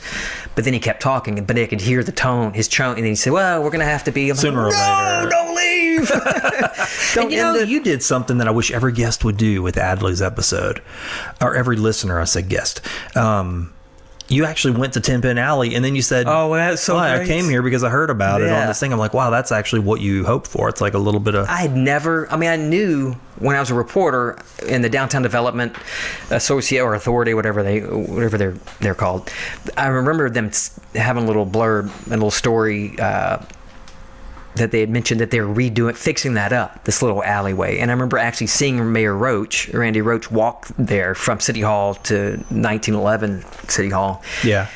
But I don't ever remember being called 10 Pin Alley. I didn't know the story of it. And then here in Abilene, I was like, we're going because we were going to go that night. Friday night, we were going to go during downtown at sundown. It's like right there. We can listen to the music, and then it stormed like crazy. Oh, yeah. So the next morning, Gary Shannon, good friend of mine, was playing at Stellar Beans. Yeah, I remember them promoting that. I was like, Kim, let's go see Gary. And then we were leaving. It's like, stop right there. We're going down 10 Pin Alley. Yeah. And it's a beautiful little piece. And I've actually thought about drawing or painting that as my work. Well, that would be it's a neat... but there's a lot from conception to actual talent. Maybe I could submit a piece that says conceived by, but produced by. Yeah, I agree. I mean, I love seeking things out that I either read about or hear about. Now I'm guilty of having too many interests because I'm like that with reading now. I used to not be when I was younger. When I was young, I think it's because I had more time. When I was younger and pre-children and branding and all that, I could read a book a week, you know, and so my interest was piqued. I'd read it, I'd consume it, and I was like, okay, well, now I heard about this, I want to move on to the next thing. Now, because it takes me longer, I'm not a slower reader, I just have more things in the way of that. I'll get on a subject and I go, ooh, now I like this subject they're talking about right here. Oh, right. And since there's a pause in my next time to go back to that book and something like it disrupts that circuit, right? And I'll go, well, that last chapter, he kept talking about black elk in this book. Well, okay, and I'll go look that book up. And then I start reading that half of that book. And then there's a pause. And then black elk was talking about Lakota Catholicism. Well, I'm interested in that. Well, let me go see if there's a book, you know, and then, so I've got like right now, I'm reading like 5 books, and I'm shaking my head like I'm exhausted from it. I'm not. I just kind of feel like I need to start tempering that a little bit. I gotta get back to where, even though it takes longer, just staying on that one book and finishing it out. You know. Well, if you want to. I feel like I want to. I just feel like what's happening is I'm creating like a graveyard of uneaten books, uneaten half-finished meals, because my bookshelf is just my wife would attest to this. It's ridiculous. I mean, we've got books stacked. It's starting to look kind of nuts. I mean, there's like books sitting on the ottoman, and then and there's bookmarkers in all of them. Like, do you know what I mean? There's books sitting at the bathtub. There's books sitting by the toilet. There's books in the bookshelf stacked all over each other. And then sometimes I try to go in there and organize them. I'll go, well, let me make a system for myself, and I'll go, which ones am I going to read next? And then I'll make me a little 20 books of unread books that I'm going to read next or finish. But then I go, well, I need to put the finished ones in the front because I've already started. Well, which ones am I more like, you know? Right, yeah. And then before long, I've got 4 more books that I've done that. I've tried to, and then you see one thing that's like, oh, wait, I forgot I had that. Then I'm on a whole nother, down another rabbit hole, totally forgotten the mess that I'd started with the books, Yeah. I've had to commit to. I swore against digital books. Yeah, I don't like reading them personally. I've tried. I just they don't. But do it only because of the sheer volume of the books that I have. There's no way. I had to switch to digital just to make it easier to store them. I do like that I can highlight them and make digital notes. Yeah, that's cool. I like that. But even when I'm still everything I read. I have a notebook. I go through a lot of notebooks. And you write notes of what you've. Yeah. I can't read unless I have a pen in my hand. I get that. Yeah, because you're exploring too. You're not just reading. You're kind of looking for nuggets. Yeah, to some degree. Yeah, I just know it's a different. It's not like it's. In the morning I get up and it's just a wonder of like, what's gonna happen? What am I gonna discover today? What's this? A lot of times it'll be right after the dream. I'll wake up. What did this mean? What did this? And so I'll look that up.